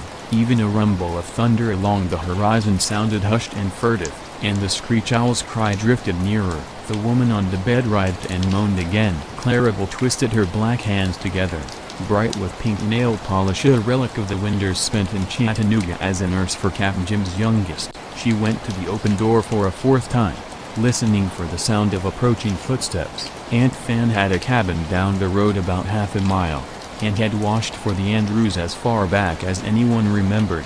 She was a church woman, in fact. One of her 3 husbands had been a preacher before he knifed a man and got sent away to prison. If anyone could help Maddie Sue in her extremity, it would be Aunt Fauna Broken Bar. The squint owl wailed again. Clarabelle drew a quick circle on the cabin floor and spat in it, but the moaning of her mother went on and on, incoherent, rising and falling as though in imitation of the owl's ill-omened call. Clarabelle stiffened, listening. The hurried crunch-crunch of shod feet came to her ears at last. With a gasp of relief she ran out to meet the Pararisi, returning, and a tiny weazened old woman with a wen in the center of her forehead, jutting out like a blunt horn. Aunt Fan, what I tell you, listen yonder, Reese whimpered. Dado lay squint owl been hollin' fit to be tied ever since sundown. The old midwife poised on the porch step, head cocked. She grunted and, with a slow, precise gesture, took off her apron to don it again, wrong side out. Dat ought to fix him. What, Maddie Sue? Maddie Sue? My land o' Goshen. Dat young un don't belong to get born for 2 months yet. She been workin' in the garden? Well, my broken bar. Clarabelle started to lie, then nodded, contrite. Seemed like she did do a little weedin' yesterday, a broken bar. So that's it. I done told her. Dat low down triflin' doty. Aunt Fan, with a snort that included all men, switched into the cabin. Outside, the screech owl chuckled mockingly, as though it possessed a deeper knowledge of the mystery of birth and death. Reese and Clarabelle hunched together on the front stoop. Through the door, they could hear Aunt Fan's sharp voice ordering the children out of her way into the kitchen. Maddie Sue's regular moaning had risen in timbre to a shrill cry. Clarabelle, squatting on the log step of the porch, whispered under her breath, Reese muttered. Ain't no use prayin' with Dado lay squint owl hollin' his full head off. Oh, lawsy, Clary, you reckon Aunt Fan can a broken bar? The older girl shivered but did not reply. Her eyes, wide and shining from the window's glow, swept across the flat terrain. Fireflies twinkled in the scrub pines beyond the cornfield. A muffled roar from above caught her ear once. She raised her head. Wing lights on a transport plane, racing the storm from Birmingham to Atlanta, winked down at her, then vanished in the clouds. 11:30, she murmured. Less hits late tonight, a broken bar, daggone. If an Dado lay fool don't shut up his screech in a broken bar. She checked herself, sheepishly fearful of her own blasphemy. Of course, there was nothing to all that stuff her Mammy and Aunt Fan had passed down to them, huddling before the fire on rainy nights. Signs, omens, judge of a broken bar. Captain Jim had laughed and told them, often enough, that a broken bar. The girl started violently, From the cabin, a scream shattered the night, high-pitched, final. Then everything was still, the tree frogs, the quarreling katydids, the whippoorwills, the muttering thunder, a trick of the wind even carried away the sound of the transport plane, and the screech owl stopped hollering, like an evil spirit swallowed up by the darkness. A few minutes later, Aunt Fan came to the door, a tiny bundle in her arms, swaddled in an old dress of Maddie's. The girls leaped to their feet, wordless, eager, but the old woman in the doorway did not speak. She was murmuring something under her breath that sounded like a prayer or an incantation. There was a sinister poise to her tiny form framed in the lighted doorway, silent, staring out into the night. Suddenly, she spoke. "Clary honey, a broken bar Reese. Mammy done day, won't nothing I could do. Boot a broken bar my soul to glory. Hitch something funny about this gal baby. She white as cotton. I reckon yo mammy musta had a sin on she soul. How come the law taken her?" Clarabelle gasped a warning. A broad hulk had blotted out the lamplight behind Aunt Fanadoti. Awake, still drunk, and mean, a tall sepia man, wearing only his overalls. He swayed against the door for support, glowering down at the bundle in Aunt Fan's arms. "Woods colt," Dodie growled. "I ain't gwine feed no woods colt to broken bar get hit on out in my cabin. I got 8 young'uns o' my own to feed. Working myself down to a frazzly broken bar get hit on out. I done told you," he snarled, aiming a side swipe at Aunt Fan that would have knocked her sprawling if it had landed. But the old woman ducked nimbly, hopped out onto the porch, and glared back at Dodie. Her tiny black eyes glittered with anger and outrage, more for herself than for the squirming handful of life in her embrace. "You Dodie Saunders," Aunt Fan shrilled, "you big low-down triflin' piece o' trash. I gwine tell Cap'n Jim on you. Just wait and see, don't I tell him." Throwin' Mattie's own baby out'n de house like she won't nothin' but a mess o' corn shucks. And Mattie layin' dead in yonder broken bar. Dodie swayed, blary-eyed, trying to separate the speaker from her alcoholic image. "Dade, am Mattie Sue a broken bar? My Mattie Sue done dade? Oh, lost ya when you tell me broken bar?" His blunt, brutal features crumpled all at once, childlike in grief. He whirled back into the cabin toward the quilt-covered bed. "Mattie?" The three on the porch heard his voice. "Mattie, honey, it's your Dodie, say something. Honey, a broken bar, don't sull up like that and be mad at Dodie." "What I done now?" "A broken bar, Mattie, a broken bar?" Clarabelle and Reese clung together, weeping. Only Aunt Fan was dry-eyed and practical. In the dark, she looked down at the mewling newborn baby, and slowly her eyes widened, with a gesture almost of repugnance. The old woman held the infant at arm's length, peering at it in the pale glow from the open cabin door. "My Lord a mercy," she whispered. "No wonder Mattie Sue died a birth in Dissy one. Makes no difference if it hits a woods colt or not. Dissy chilly broken bar." She stopped, staring now at Clarabelle and Reese. They paused in their grieving, caught by Aunt Fan's queer tone. The old woman was mumbling under her breath, counting on her black fingers, nodding. "Dado lace quin cow," Reese sobbed. "I knowed it. If'n hit hadn't a hollered, Mammy woldn't a broken bar. Squin cow don't mean nothin' tonight." Aunt Fan cut in with an odd intensity. Law, it's just stomped down noshel dat a squin cow come around to holler at dis he birth in, nor neither hit wouldn't do no good to put no axes under Mattie's bed, nor do no pran. You know why? Dis he young un got 6 sisters, ain't she? Dat make she a 7th sister. She gwine have the power." Like a solemn period to her words, a clap of thunder boomed in the west, scattering 10-pin echoes all over the sky. "Yes sir, a 7th sister," Aunt Fan repeated, rubbing the wet on her wrinkled forehead for good luck. "Me all gwine have trouble with this chili. It's a pure pity she didn't die alongside she mammy." Reese and Clarabelle, saucer-eyed, peered at their motherless newborn sister, at her tiny puckered face that resembled nothing so much as a small monkey. But she was white, abnormally white, paler than any light-skinned child they had ever seen, paler even than a white baby. Her little eyes were a translucent watery pink. Her faint fuzz of hair was like cotton. "De Lord help us to get right," Clarabelle whispered in awe. "What us gwine do wid her? Pappy won't leave her stay here, not no woods colt, and she'll not no 7th sister. Will you keep care of her, Aunt Fan? Anyways, till after the funeral?" The old woman shook her head. With flat emphasis, she thrust the wailing bundle into Reese's arms and stomped down the porch step. "Nasa, honey, not me. Hit say in the good book not to have no quid no conjuro mon, and dat little seven sister of gwine be a play now. Hard down conjuro mon, show as you born. A broken bar just keep her out in the corn crib. Dodie won't take no notice of her. Feed her on goat's milk a broken bar mmm." And Fan shook her head in wonder. She show is a funny color. It was a month after Maddie's funeral before Captain Jim came down to the old place again with the boys and Miss Ruth. When he heard, by neighborhood grapevine, that Dodie's new baby was being hidden out in the corn crib like an infant Moses, he stormed down to the cabin with proper indignation. He took one startled look at the baby, white as a slug that has spent its life in darkness under a rock.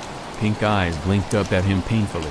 The little thing seemed to be thriving very well on goat's milk, but the corn crib was drafty and full of rats. Captain Jim attacked Dodie with the good-natured tyranny of all deep Southerners toward the workers who trust and depend upon them.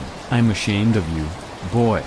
Dodie was over 10 years older than Dr. Saunders, making your own baby sleep out in a corn crib, just for some damn fool notion that she's a hoodoo. And of course, she is your own baby. She's just an albino, that's why she's so white."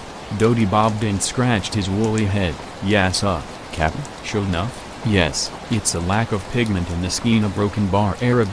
Dr. Saunders floundered, faced by the childlike bewilderment in the big man's face. "I mean, she's black, but her skin is white." "Shay broken bar, oh, the devil. You take that child into your cabin and treat her right, or I'll turn you out so quick it'll make your head swim." "Pass up." Dodie grinned and bobbed again, turning his frayed straw hat around and around by the brim. "Yes Captain broken bar, you ain't got a quarter you don't need, is you? Seem like we's plumb out o' salt and stuff. Ain't got no nails, neither, to mend a chicken house." Dr. Saunders grunted and handed him 50 cents. "Here, but if you spend it on bay rum and get drunk this weekend, I'll tan your hide." "Nossa." Dodie beamed, and guffawed his admiration of the bossman's unerring shot. "I ain't gwine do that, Cap. Does you want me for anything? Just ring the bell. I'll send Clarabelle on up to look after the boys." Dodie shambled off, grinning. Captain Jim let out a baffled sigh. He strode back toward the place, well aware that Dodie would be drunk on dimes toward bay rum by nightfall, and that the big rusty plantation bell in the yard would clang in vain if he wanted any chores performed. But he had laid the law down about the new baby, and that order at least would be obeyed. A pure albino. He told his wife later, at supper, "Poor little mite, it's amazing how healthy she is on that treatment. They won't even give her a name. They just call her Seven Sisters a broken bar and cross their fool fingers every time she looks at 'em. I'll have to say, myself, she is weird looking with that paper white hair and skin." "Oh, well, if they'll get used to hear a broken bar." Captain Jim laughed, shrugged, and helped himself to some more watermelon pickle. Dodie, with his 50 cents, rode Mula back to the nearest town 5 miles away. In a fatherly moment, while buying his bay rum at the 5 and 10, he bought a nickel's worth of peppermints for the young un. He bought salt, soda, and some nails. Plodding back home up the highway, he passed Aunt Fan's cabin and hailed her with due solemnity. "Us sure got a seven sister, all right," he called over the sagging wire gate, after a moment of chit-chat. "Captain Jim say she ain't no woods colt. He say she black, but she got pygmies in the skin. What make her look so bright colored?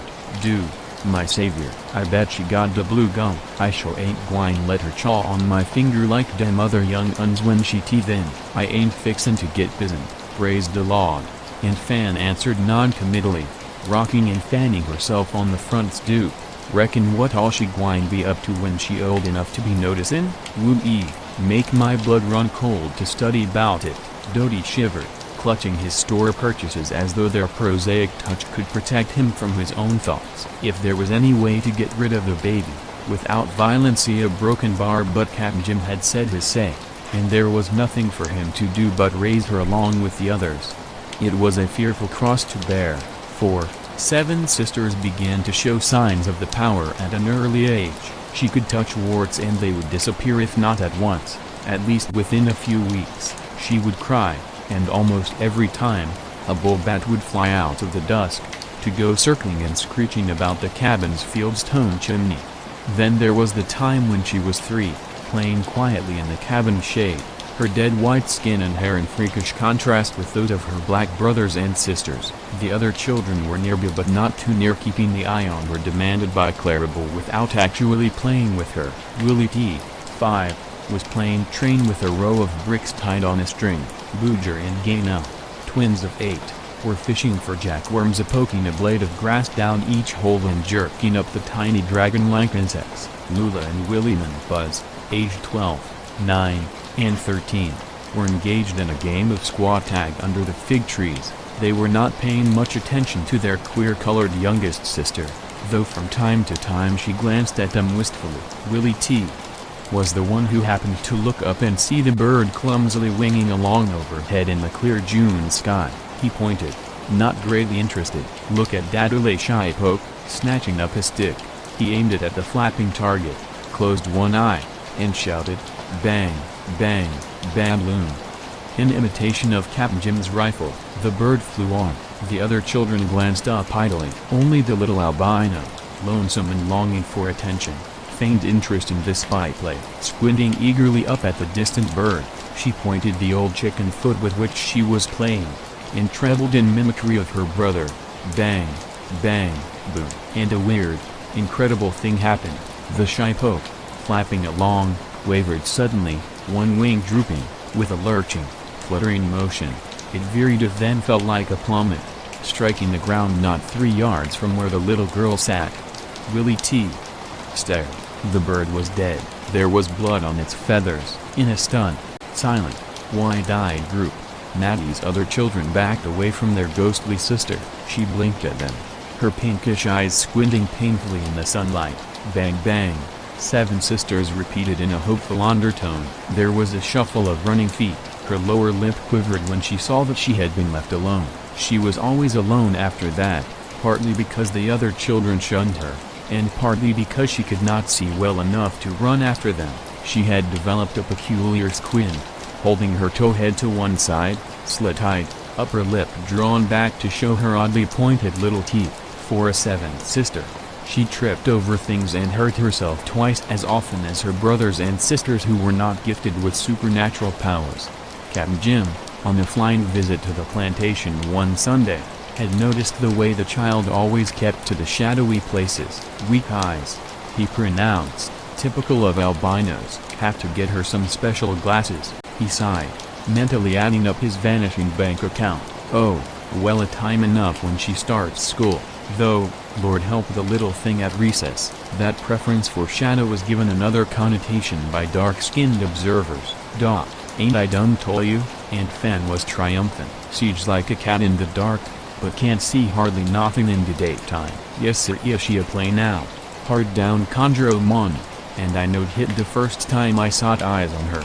By this time, the lone screech owl that had attracted 7 sisters' birth had become 7 screech owls, hovering in a ring around the cabin to demand Maddie's soul in return for the new baby's power. This power mystified 7 sisters, though she did not doubt that she had it. Clarabelle and Dodie had told her so, ever since she could understand words. Now, a thin too quiet child of 6, she accepted the fact as simply and sadly as one might accept having been born with an interesting clubfoot. But, because it was the only way in which she could attract attention, a half fear, half respect of the little albino drew on her imagination, and did not herself know where fact ended and fancy began. The other children jeered at her but were frankly envious. The elders laughed and remarked that nobody but ignorant country folk believed in conjures anymore. Secretly they came to her by night, and hissed at her window, and proffered silver in return for her magic. 7 sisters never saw any of the money, however, as the business was always transacted through Clarabelle or Dodie. Some of the things they wanted were incomprehensible to her at first. Mojessa tiny bags of cloth that might contain anything at all, plus the one thing only she possessed, the power. In Atlanta, in Birmingham, and Memphis, especially in Harlem, a good one might sell for as much as $10. These, according to whatever words the conjurer mumbled over them, were able to perform all sorts of miracles for the wearer, from restoring the affection of a board mate to ensuring luck in the numbers game. Seven Sisters, with the precocity of all outcasts, caught the idea early. Like the little girls who started the witch scare in Salem, she felt pains and saw apparitions for the bug-eyed approval of keen neighbors. She made up words and mumbled them on every occasion, squinting weirdly and impressively. She hummed tuneless little chants in an eerie rhythm. She memorized the better-known household conjures, such as burying 3 hairs from the end of a hound's tail under the front steps to keep him from straying. With ready wit, she invented new ones, then forgot them and supplied others on call. True, most of these tricks had, at one time or another, been subtly suggested by Aunt Fan or Clarabelle as the proper procedure for a seven-sister. But the little albino, pleased and excited by any substitute for affection, threw herself into the part of a pale, wistful Shirley Temple in the role of Cybele. She wanted to be admired, however. She did not want to be feared. But even Clarabelle, who loved her in the skittish way one might grow to love a pet snake, gave her a wide berth after the incident of the stomach ache. It happened one sultry August day when Dodie came stumbling into the cabin, drunker than usual and in a nasty mood. "Wha dat low-down triflin' seven-sister?" he bellowed. "Wha she at? I'm gwine where to hide offen her back a talking dat 4-bit piece from a layman Wilson for a huntin' mojo, hidin' it from her po a pappy what feed her. Wha she at, young nun? You come out from under dat table, I sees you." The other children, gnawing pork chop bones beside the fireplace thanks to the sale of a health mojo purported to contain the infallible John the Conqueror Rowdy, stirred uneasily. In this mood Dodie was apt to throw things at anyone within range, but it appeared that Seven Sisters, quaking under the table, was the main object of his wrath tonight. "Come on out, you hear me?" Dodie snarled, grabbing up a stick of lightwood from the hearth and advancing toward the culprit. "I'm gwine whup you good. Stealin' my 4-beat a broken bar. Yeah, broken bar done lost it.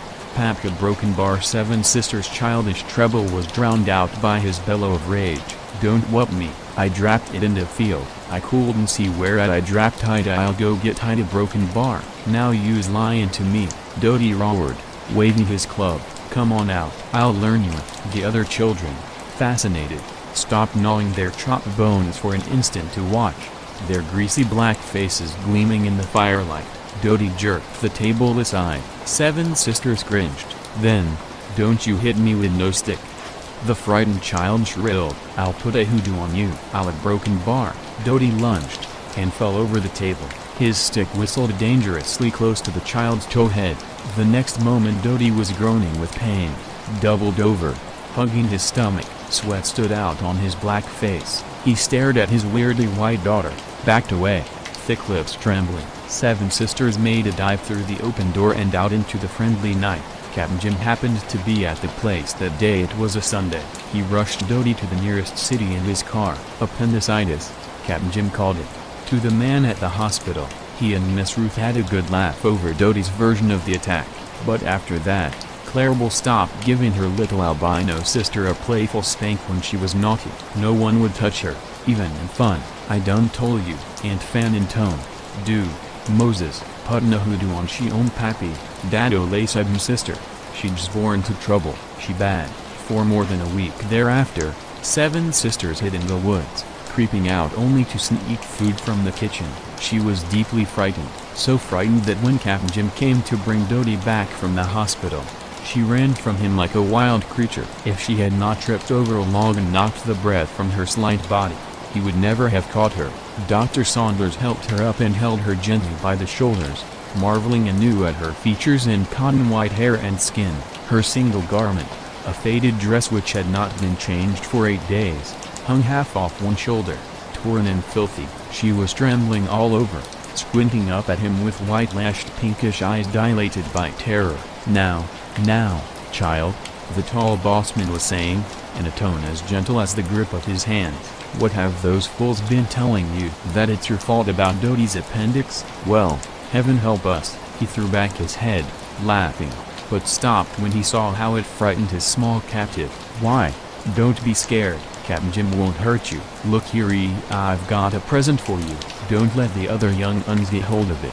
You hear? Just hide it and play with it all by yourself, because it's yours." The little albino stopped trembling. Gingerly, She took the proffered box and gaped at the treasure inside, a doll baby a foot high, with real hair, red hair, and eyes that opened and shut. When she turned it over, it gave a thin cry, "Mama!" 7 sisters giggled. The cat chuckled. "Oh, I don't reckon you want this old doll baby." He made a pretense of taking it back, eyes twinkling. The child clutched at it. "You do? Well, then, what do you say?" 7 sisters ducked her head shyly. "I don't care," she whispered a polite rural South for thank you. Dr. Saunders chuckled again. "That's a good girl." He stood up, gave her a careless pat. Then he strode off toward the place, frowning over his own problems, and not the least of which was mother-in-law trouble. He and Ruth, along with their 2 boys, had been so happy in their touch-and-go way. Then his wife's mother, a forthright lady from Oklahoma, had descended upon them and decided to run their lives with a new efficiency. With her customary dispatch, she had found a buyer for the old Saunders plantation and was now raging at her slipshod son-in-law's reluctance to sell. Even Captain Jim had to admit that the price was half again as much as the property was worth. Besides, his practice in Chattanooga had been dwindling of late. A mother-in-law could point out such matters so vividly. A broken bar. 7 sisters blinked after he retreated. Keeping to the shade of the pine coppice, she followed the tall white man a little way. The doll squeezed tightly against her soiled blue gingham dress. Captain Jim waved at someone, who met him in the orchard, a pretty red-headed woman. They went on to the house together, arms about each other's waists. 7 sisters watched them until they were out of sight. Thereafter she listened attentively whenever Dodie or Clary spoke of the cat. She grew to love anyone that he loved, and to hate anyone that he hated, with a dog-like loyalty. In her child's mind, good became personified as Dr. Saunders, and evil as either the sheriff or old Miss Beecher. It was common knowledge about the mother-in-law trouble. Claribel, who cooked all year round for the Saunderses now, had passed along every word of the quarrel. Us'll get turned out like white trash if and the captain sell the place. Dodie mourned. Dat told Miss Beecher, "Do, law, Dado lay mon mean as a cottonmouth. She don't care what happened to us folk, nor nobody. Miss Ruth sure don't take after her none. I wished she'd fall down the steps and bust her brains out, so she wouldn't plague the captain no more. If and he don't sell come. I don't like women." "I feel the same way," was my reply. "Now, when it comes to men or books, why that is something different." We were in the Turkish bath and just beginning to sweat. Only 2 of us in the room, on steamer chairs, with the temperature at 170, but feeling more like 200. The other man had evidently been in for some time before I entered, for his appearance indicated that he was beginning to suffer. At least he had surely reached the point of irritation. I thought this cutaneous irritability might be the reason for his outburst against the fair sex. At least there was no other obvious reason. To make his antipathy toward women in general all the stronger, he repeated the idea with variations. "I just don't like them. They do things differently, they think differently. I can't even say that I believe they think, perhaps they just react to their emotions. Why, I have seen women calmly do things that a man wouldn't think of." "Fond of books?" he asked, abruptly changing the subject. "You bet," I replied enthusiastically. "Ought to be. I collect and bind them as an avocation. I make some money by binding and spend it collecting. Make a specialty of early Pennsylvania imprints. I have some really nice books." He sighed as he said it. "A few of them are distinctly rare. I'm a binder myself. Must get out of here now. I can stand just so much, and then the heat worries me." He walked out, a rather portly, middle-aged man. 10 minutes later, I followed him. An hour later, I caught up with him in the sunlit patio. He was exposing his back to the lamps. I looked at that back, sat down quietly on the cot next to his, continuing to look, incredulous. At last, I was satisfied that what I saw on his skin was indeed real and not an illusion. Then I made myself comfortable on my cot and began to ponder this thing. I had never seen anything like it, not once. In all the thousands and hundreds of thousands of men I had examined in the army had I ever seen a back approaching the like of that one. Of course, it was something that could not be discussed. It is certainly nothing one man could ask about directly, but if he offered to talk of it freely, of his own accord, it would certainly be interesting. After the alcohol rub, I invited him to have a snack or refreshment. Wrapped in sheets, We became better acquainted over a Swiss sandwich and a cup of coffee. We found that, being bookbinders, we had much in common. He was an older man than I by perhaps 20 years, and when I told him that I had bound an erotica in the skin of a diamondback rattler for a customer, he acknowledged it to be both a new and unique idea, and rather appropriate. He added, because it would not have been erotica without having a woman in it for villain, and if a woman is not a rattlesnake, I'd have you tell me just what she is.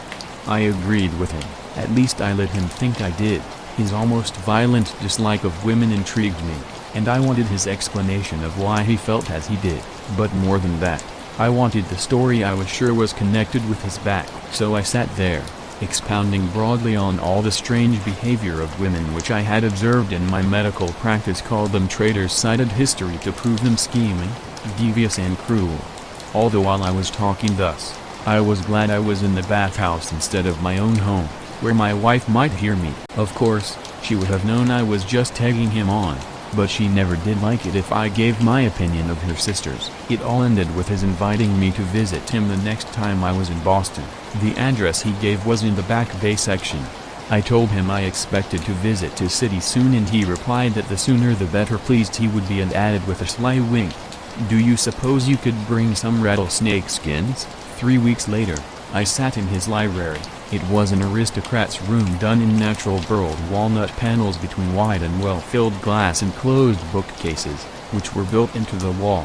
The ceiling was of the same wood, carved in squares and supported by rough-hewn beams. 2 large windows looked out across Boylston Street to the beautiful public gardens, which were colorful with fall foliage. At one end of the room was a great fireplace of ridged-toned granite, flanked on either side by deep, restful leather-upholstered chairs.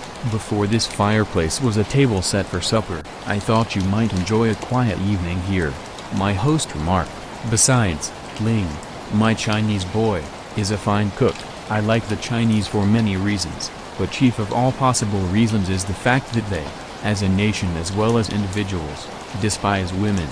The supper served by the quiet Chinese boy was excellent indeed, the wine of exquisite bouquet and the tobacco smooth and mild.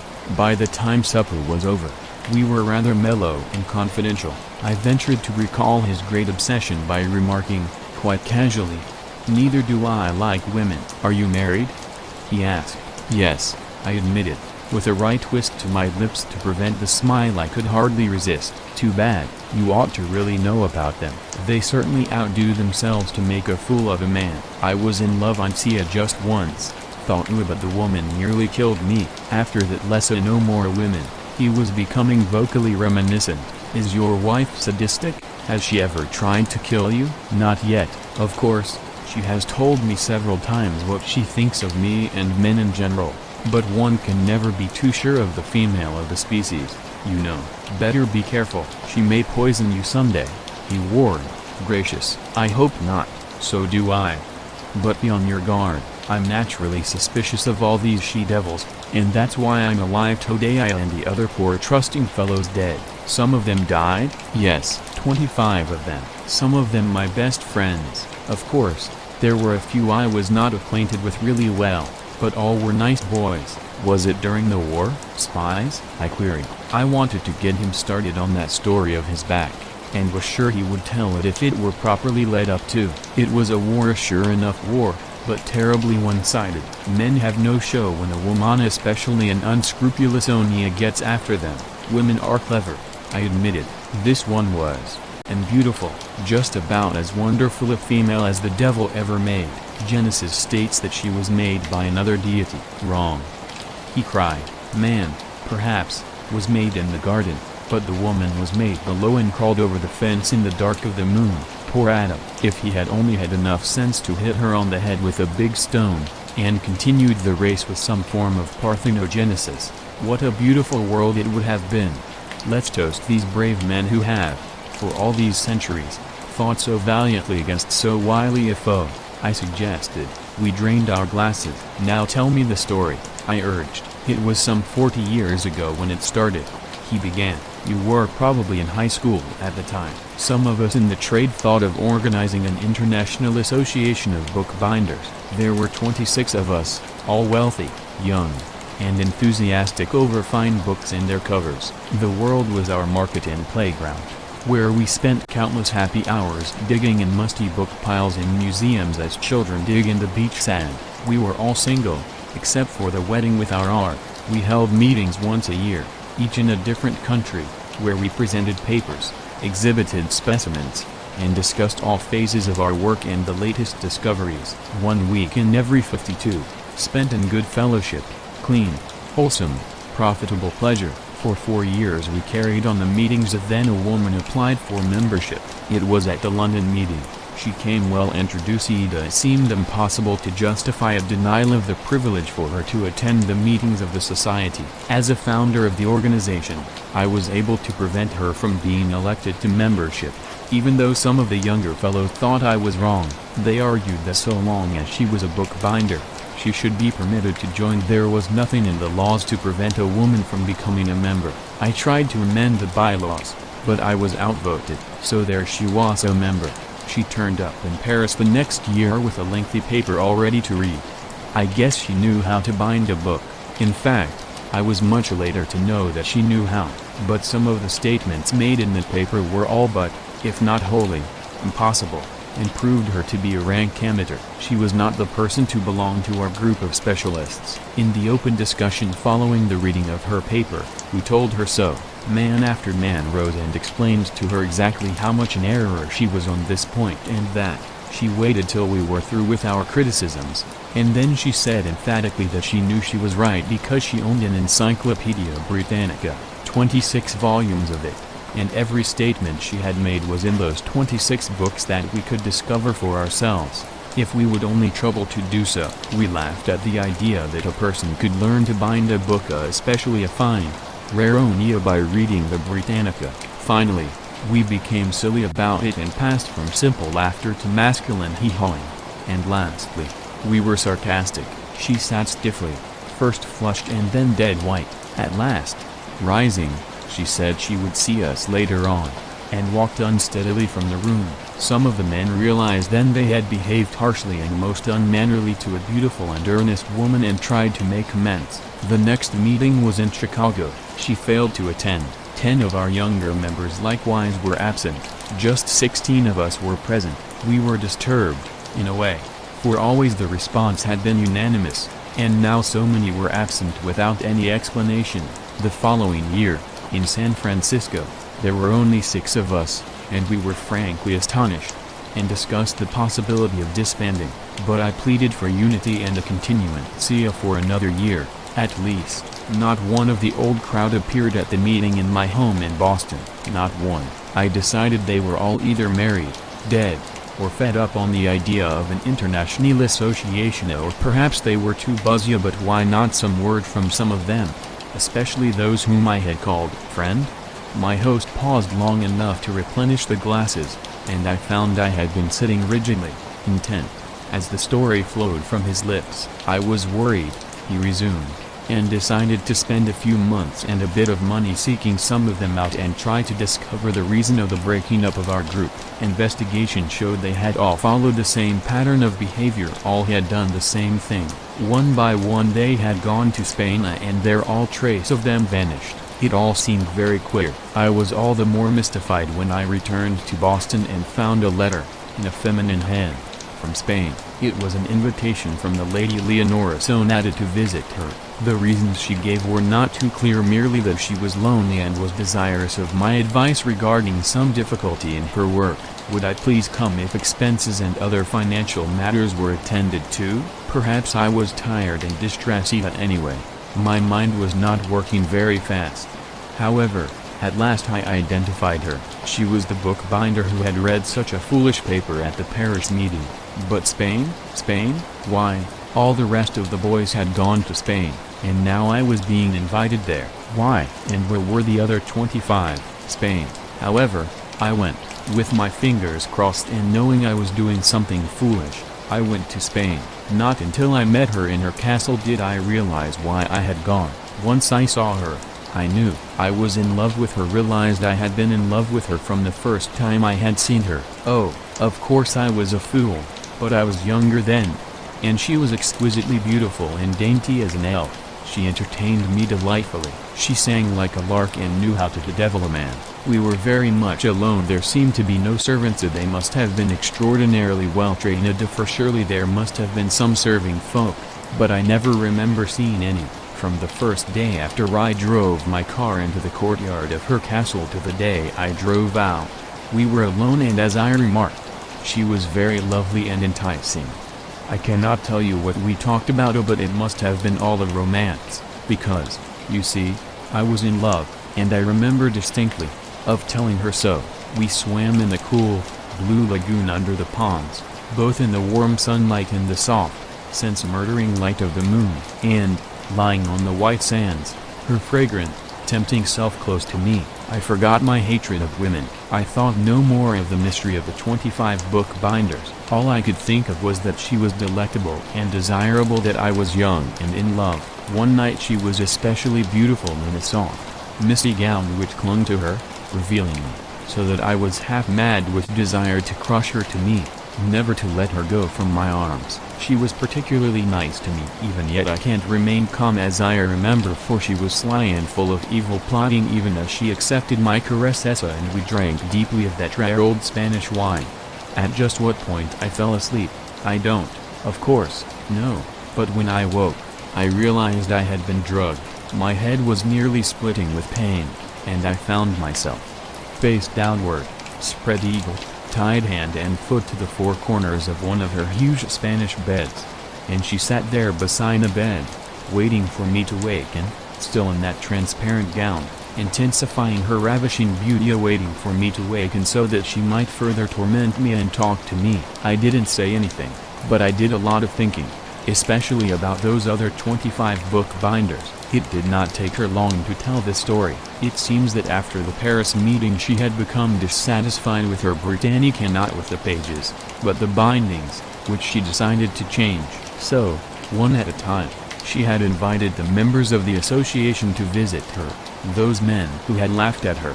One at a time, she had driven them insane with her beauty, and while I well knew her ability, and one at a time, she had drugged them and tied them, as she had me. Then on their backs she had tattooed, in purple ink, the words, Encyclopedia Britannica Volume I, or 2, 3, or 10, as the case may be. Careful lest she damage the skin, she removed the derma as a pelt from an animal, tanned it, and bound her volume as a one-man's skin for each binding, and I was to serve as leather for the last one. Volume 26. Shivering, I laughed hollowly at my host. I had suspected all the time, and now I knew that he was either insane or the greatest liar of all time. But the thing is impossible, I cried. You cannot take enough skin off a man's back to bind a Britannica without killing him. Who said she didn't kill them? He retorted savagely. Of course she killed Thelma and buried them. I saw the graveyard with a name on the marker at the head of each grave. Perhaps you do not believe me? It is all true. She told me about it and then started to work on me. You saw my back in the bathhouse. She finished the title part of the last job. Do you want to see it in good light? No, thanks. I hastened to disavow any desire for further investigation and was ashamed of my suspicions. I saw your back. The words Encyclopedia Britannica Volume 26 are there in purple ink and properly spaced, so if you were skinned, it would serve for a binding. But you know it really did not happen, and not the way you tell it.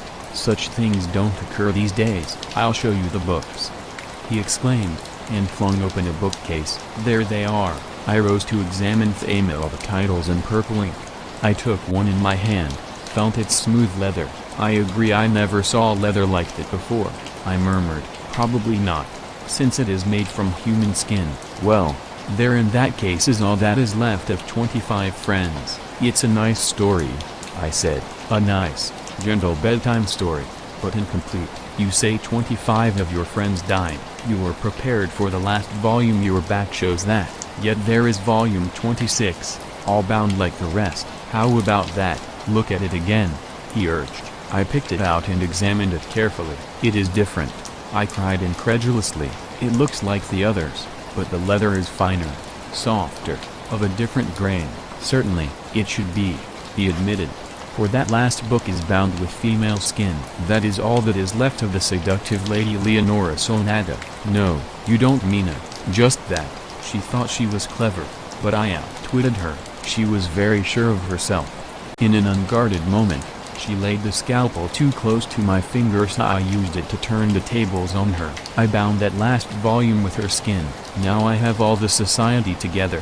Gingerly, I replaced volume 26. There was a definite discomfort in the pit of my stomach. And that is why you hate women with the vengeance you do? I asked. That's why.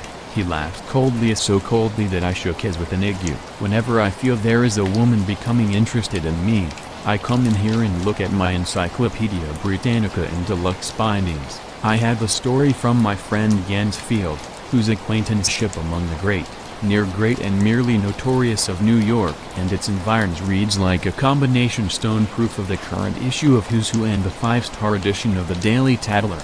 We were finishing dinner at the Café Tilde Copyright des Citoyens in East 57th Street, where the fromage debris is always at the precise, perfect point of ripeness. The steamed snails, lightly sauté tilde copyright head in olive oil, as sweetly tender as the first kiss of young love, and the slippery, thirst-annihilating mere salt grateful as a wellspring in the desert.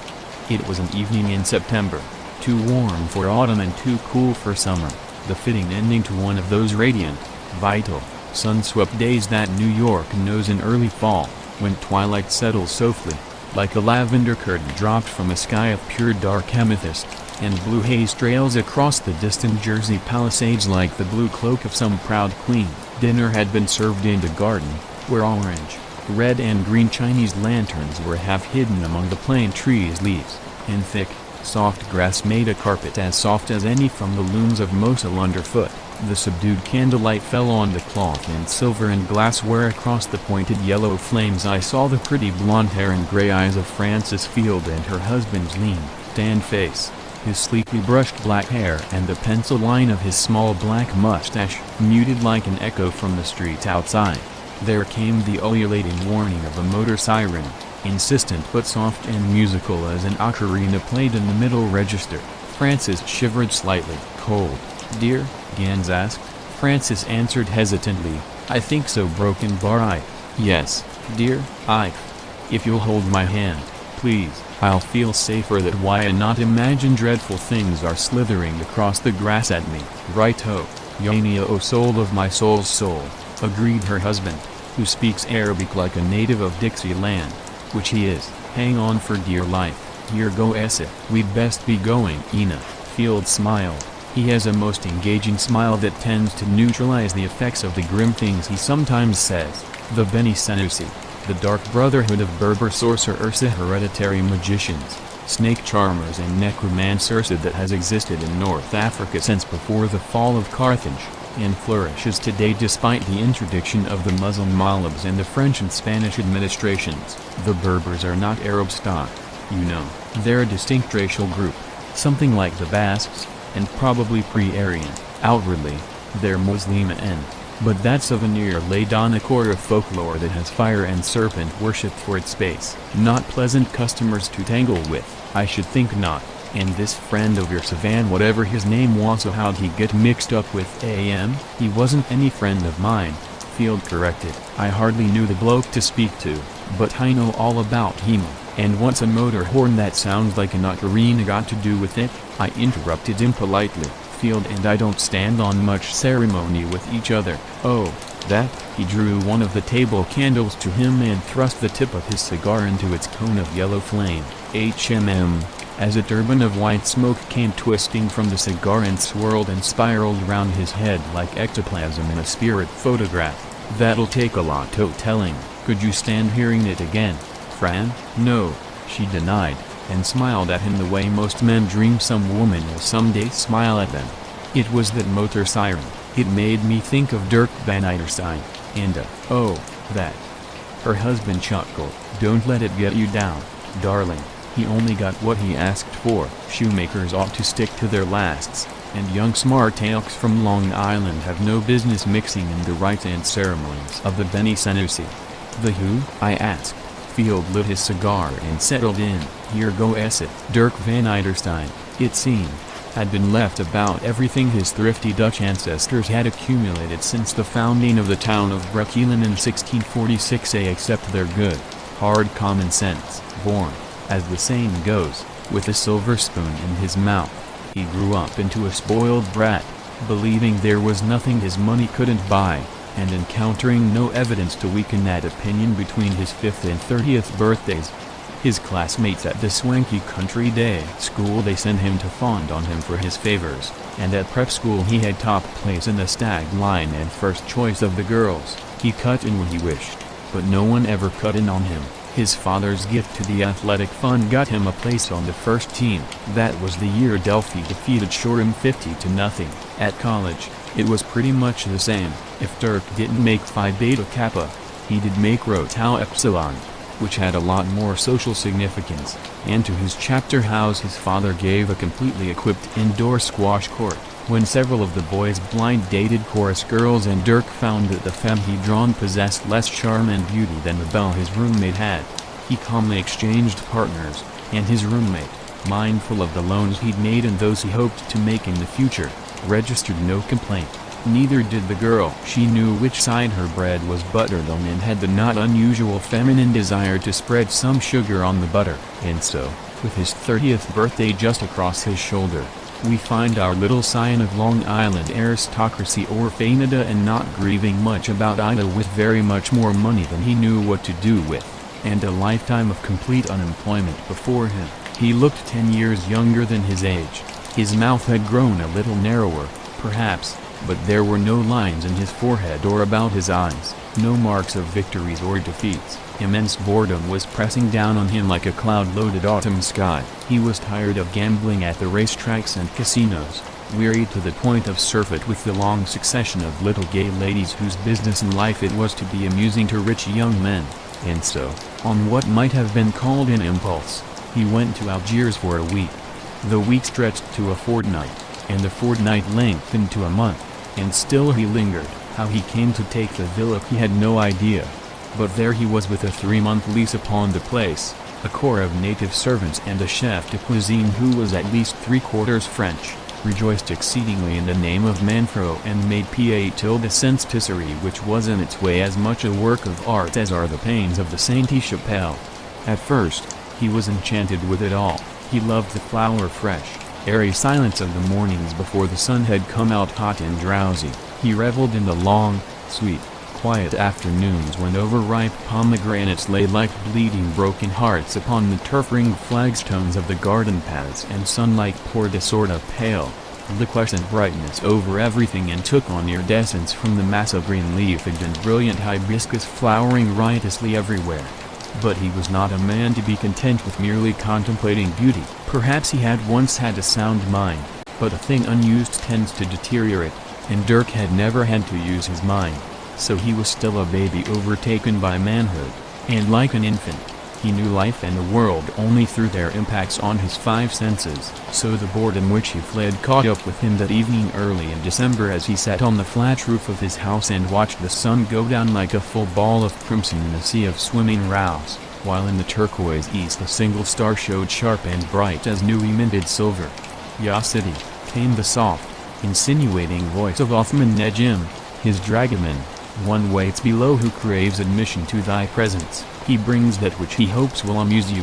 "What is it?" Dirk was slightly annoyed at the interruption of his idleness. "A clown with a trained dancing ape, or one of those infernal sand-defying nurses." "Who?"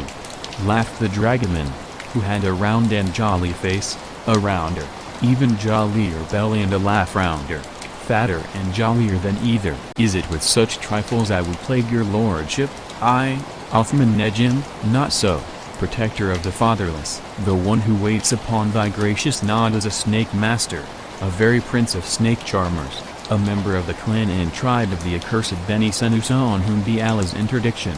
He cast the imprecation perfunctorily, not as if he meant it, but because it was conventional. "Wilt deign to see him, O munificence?" "Humph, a snake charmer, eh? I've seen those Johnnies in the Kashmir, fakes, ain't they?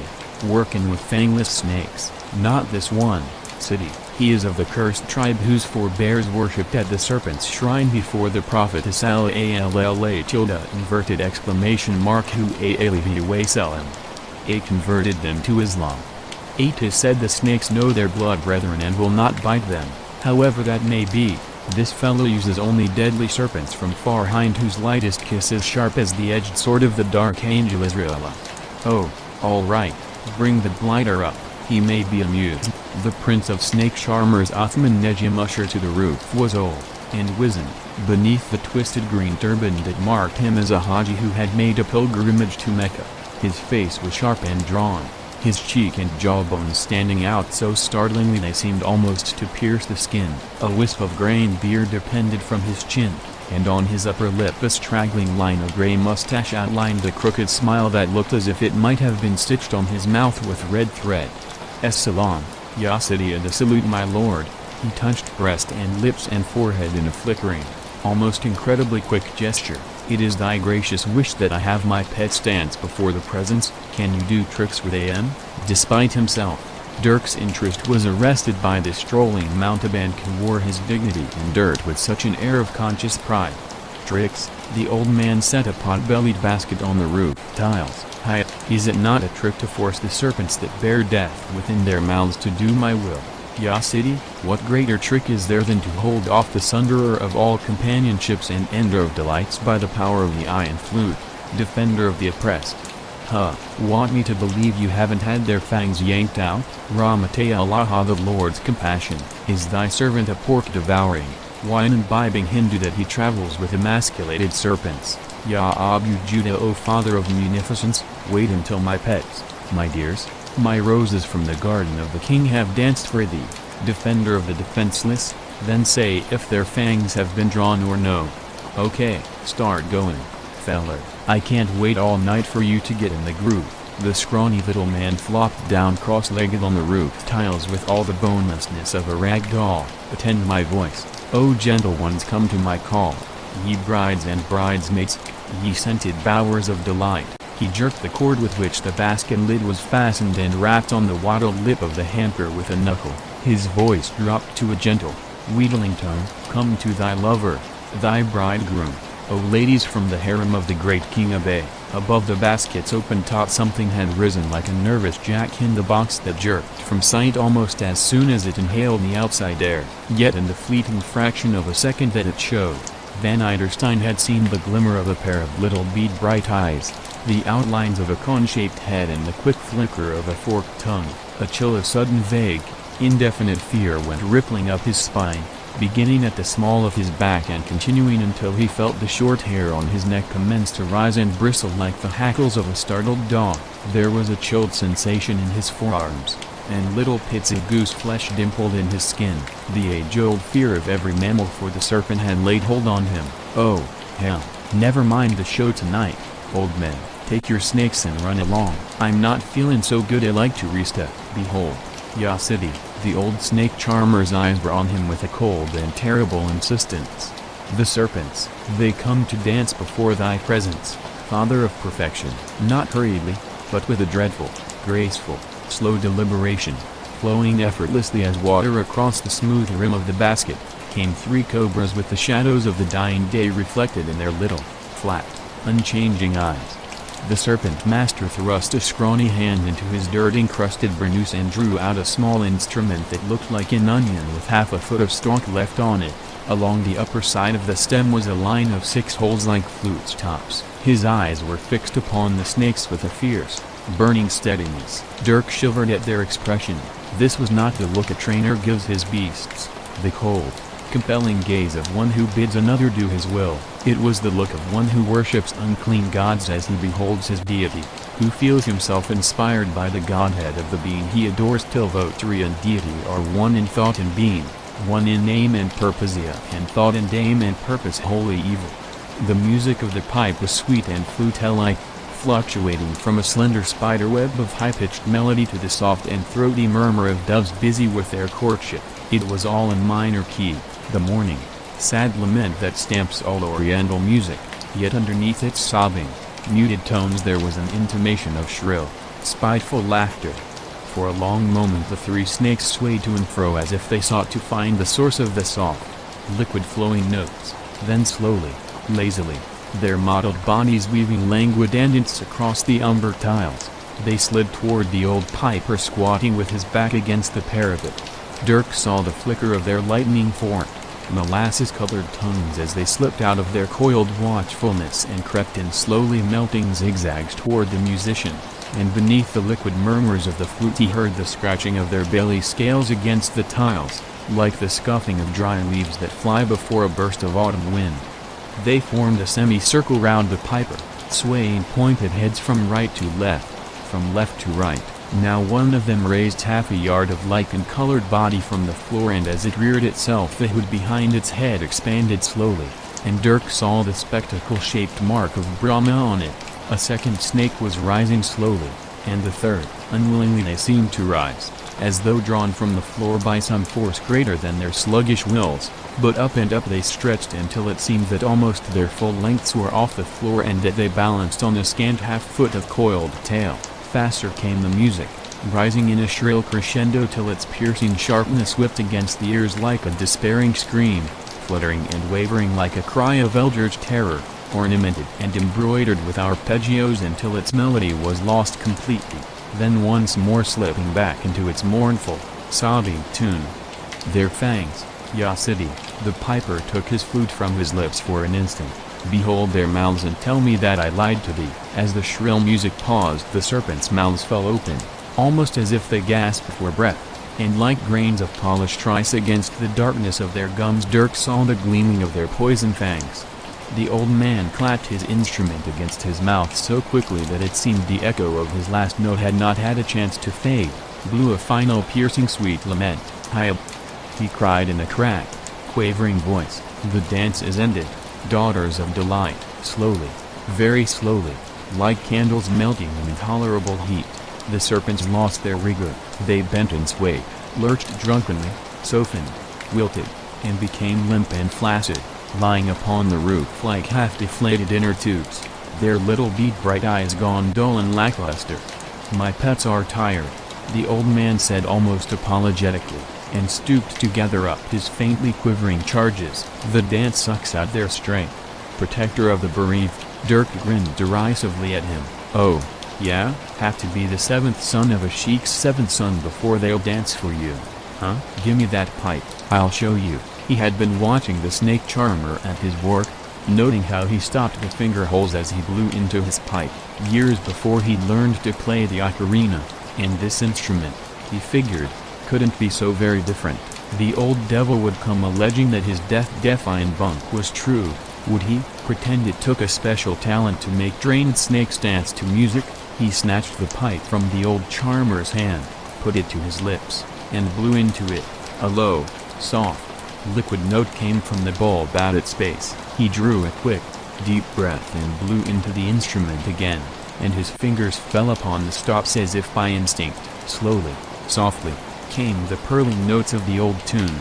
"The silver moon's a-shining in the heavens up above, sleep, Kentucky Babby broken bar, Bismillahirrahmanirrahim in the name of God the kind and compassionate. It is a fool's trick thou hast played, Yasidi." The old snake master chattered. "The snakes resent wrong charming, they will repay thee death for this insult." Already one of the spent serpents raised its head 5 inches from the roof, and as Dirk's music sounded softly through the gathering darkness, the other two twitched irritably, like sleepers woken against their will. "In Allah's glorious name I take refuge." The old man seized the slowly bending bodies of his pets close to the heads and thrust them, writhing with faint rebelliousness, into his basket. "It is an evil thing that thou hast done this night, my lord." The serpents have lost face by dancing to a stranger's piping. Their pride is very great, and surely they will make repayment for the jest that thou hast played on them. "Oh, get the hell out o' here, and take your trick snakes with you." Dirk reached into his trousers pocket, found a silver 2-franc piece and tossed it onto the tiles. "Anytime you'd like to have me put AM through their paces, bring AM round again." Astonishingly, the old man did not pounce upon the bouncing, clinking coin. "I cannot take it," Ya City, it would be blood money. Allah I barak the more God have thee in his keeping, swinging his reed-woven basket like a fisherman who lugs a heavy catch. He shuffled to the stairwell, his heelless slippers slapping sorrowfully on the roof tiles. Dirk woke to a quick sense of apprehension. The night had been unusually sultry, and he had bidden Othman Nejim bring a mattress and silk sheet up from the house and spread them on the roof. Sleep had been a long time coming, but when it finally came, it was heavy as a drug coma. Now it seemed an eerie dream had woken him, a dream that had to do with something heavy lying on his feet. He moved his left foot cautiously, experimentally. It felt oddly numb and stiff, as if the circulation had been stopped by some weight imposed on his ankle, and as he shifted underneath the sheet, he heard a lightly sibilating hiss, like steam escaping from a simmering kettle. In an instant, to the pre-dawn chill of dying night, there came the added iciness of mortal terror. He moved his foot another fraction of an inch, and the weight upon his ankle seemed to increase as it hardened like the sudden knotting of a tense muscle. The whispered warning hiss was sharper, more insistent. The moonlight blocked out half-tones. Objects had the stark clarity of things drawn on a blackboard, and he could see the rope-like body coiled upon his legs, rocking gently to and fro as if it swayed in a light breeze. Its hood was up, its forked tongue flickered like a flash of sable light. Its little, flat, hard eyes gleamed dully in the black head like a pair of tarnished cut steel buttons. Horror touched the very marrow of his soul. His stomach felt stiff and empty. Stark panic clawed at him, and terror seemed to drain his will. His blood seethed, churning in his ears, and every hurrying, frantic pulse beat struck his brain like a trip hammer blow. The strokes seemed to arrange themselves in rhythmic sequence, to form words chattered in a gleeful, high-pitched voice. The snakes resent wrong charming, Ya City, they will repay thee death for thy insult to them. Could it be the cobra had come back to take revenge for his silly prank? That, as the old man warned, no one not of the guild of snake charmers might make the serpents dance to his piping and live to boast of it. It had seemed fantastica, even childish, when the old snake master mouthed his admonition, but now a broken bar. He took the corners of the heavy silk sheet in his hands and raised them gently. Slowly, if he could make a shield of the tough fabric to let the snake drive into a broken bar. With a mad, convulsive twist, he drew his feet up, raised the silken rug for a screen, and rolled sidewise as a streak of black lightning whipped at his throat. The scream that stabbed the morning silence was stark terror made articulate. It rose and rose until it seemed no human throat could stand the strain of it. Then, with a bubbling, choking sob, it stopped abruptly. There was no question of the cause of death. The little punctures in the neck just where the jugular comes near the surface were diagnostic of snake bite, and the report of Dr. Charles Auguste Renouard, the police surgeon who performed the autopsy, left no room for quibbling. The toxin had spread with lightning-like rapidity, for it had struck directly into the external jugular. It was undoubtedly that of the Indian cobra, Naja tripudians, as the advanced state of deterioration of the central nervous system and the hemolytic condition of the blood attested. Non-medical phases of the case are recorded in the voluminous copyright Sissovidian Hercule Jean-Baptiste Duval, Brigadier de Police, who had charge of the investigation. With a corps of native gendarmes, he had made a thoroughgoing search of house and garden. No place where any snake, even of the greatest smallness, could find lodgment had been overlooked. There was no trace of any sort or kind of serpent in the house or grounds, nor even any hole where one the size of an earthworm could find a lair which they had not investigated with the most painstaking care. Non-emphatiquement, Etienne Hercule Jean-Baptiste Duval, Brigadier de Police, would personally certify to that. Raymond, how came the serpent on the housetop, and whither had it vanished when it had killed Monsieur L'M. Tilde copyright Churkin to death? Then, why put such abstruse questions to him? After all, he was but a simple policeman and not La Bondia. But number, hand, what's the matter? He get it ba lux tough, a number. No, he did a good job. The only thing is, it was your job. He did it, a job your editor sent you out to do. Goodbye, my boy, I wish you luck. George's footfalls thudded along on one side of me. Helen's heels clicked on the other. Not far now. John Barrett's machine glittered in the beam of sunshine that slanted down across the gloom from some chink in the cave's front wall. And then, I rambled on. There was something Roosevelt said in a speech once. I don't remember it word for word, but it was something about how we're fighting not just for America, nor just for the United Nations, but to make a better world for all the little people of the world. I don't remember if he used just those words, "add the little people," and I know that if he did, he certainly wasn't thinking just about the children. But I'm thinking about all the millions of kids who are going to have to keep on living in that world because their fathers weren't lucky enough to answer John Barrett's Ada. But here he is, looking at his watch impatiently. How about it, Barrett? How much time do I have left to say goodbye to my friends? Less than a minute. I watched that lying on the floor. Helen, he cautioned. George, if you're caught inside of it, you'll go with us. I stepped over the faint scratch in the rock that marked out the boundaries of the lead-sheathed room in another world. Well, my boy, I guess this is it. Yeah, what's the matter, son? What do you see on your arm? Putting out his hand to grasp the one I'd extended, he'd brought his sleeve into the sunbeam. The gold stripes above its cuff flashed in the light, and he was staring down at them as if he'd never seen them before. George, I'm saying goodbye. His fingers crushed mine. And then I was looking at Helen. Goodbye, Helen, goodbye, she whispered. It was the tears between her lashes that the sun made brilliant. Yeah, oh, goodbye. I wanted to wish them luck, but I was all choked up. And before I could get it out, Barrett snapped, "Move toward me, Mr. Gatlin." He was doing something to the machine. There was a thud beside me, something butted my shoulder, that infernal vibration. The blackness smashed down. I was dazzled by light. The bluish-white light of a fluorescent double tube. I was blinking at a grotesque apparition, hooded, shapeless in a cloak of some heavy-seeming material, thick gloved hand dropping from the push-button. And behind me, as I turned to look for the lead-line door from this room, was George Carson. "You win, Pop." He was trying to grin, but he was making a poor job of it.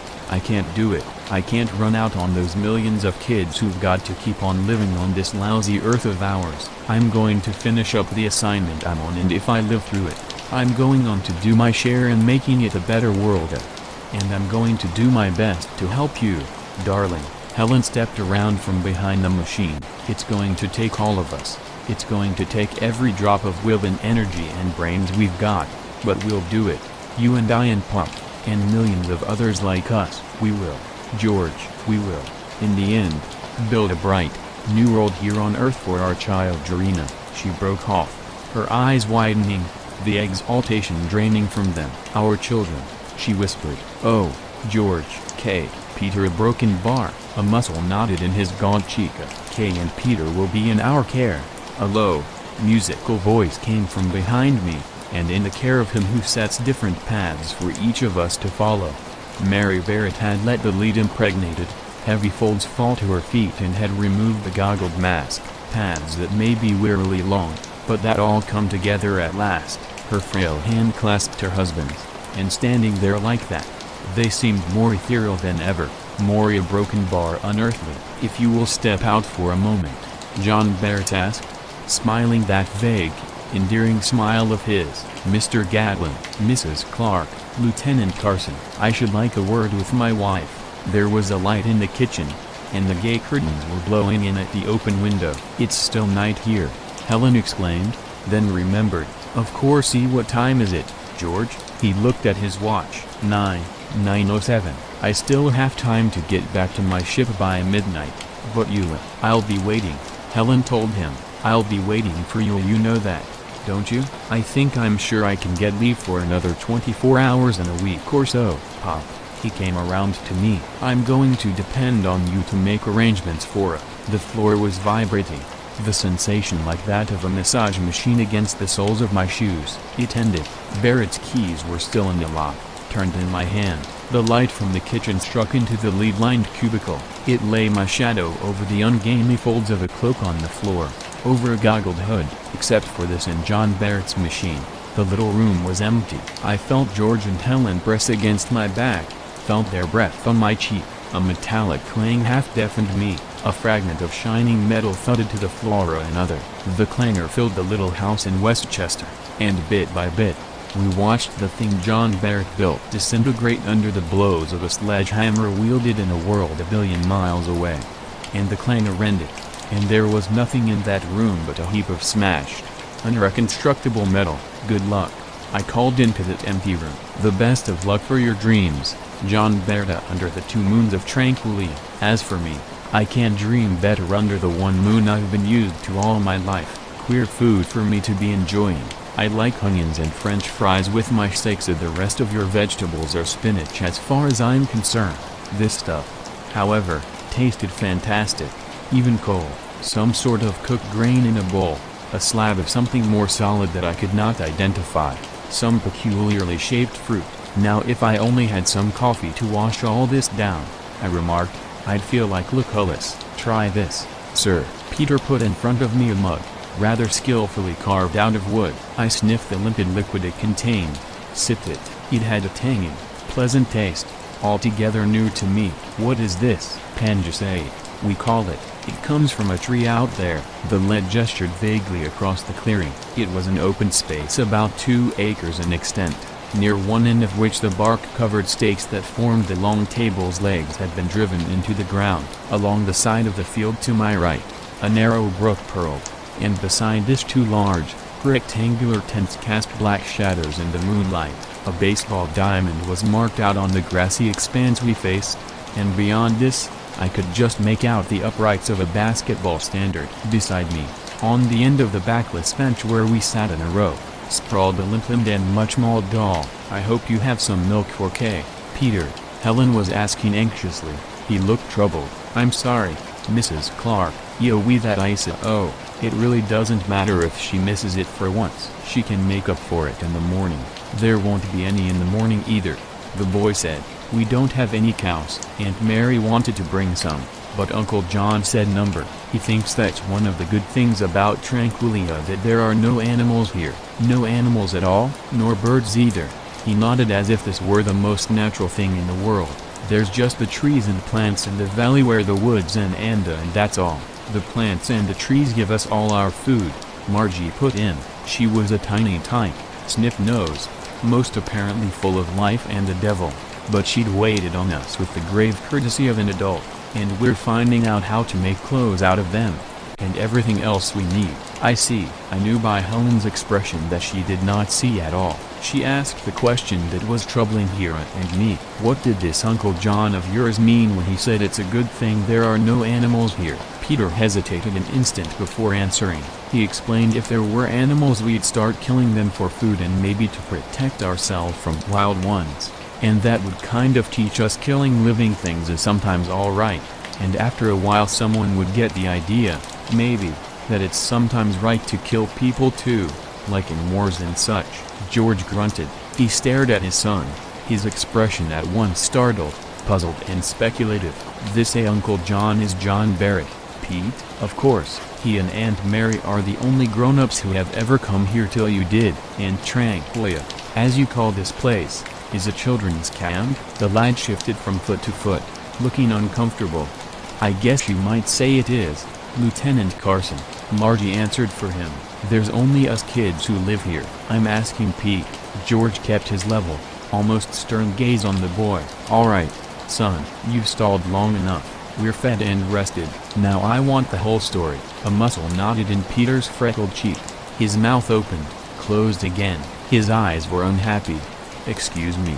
Margie came to his rescue. Kay looks awfully tired. Maybe you'd like me to take her in the girls' tent, Mrs. Clark, and show her where she's to sleep. Please do, dear. And thank you for it. I don't want to go to sleep, Kay pouted. I want to stay here and listen to Peter's story. I'll tell you all about it in the morning, sweetheart.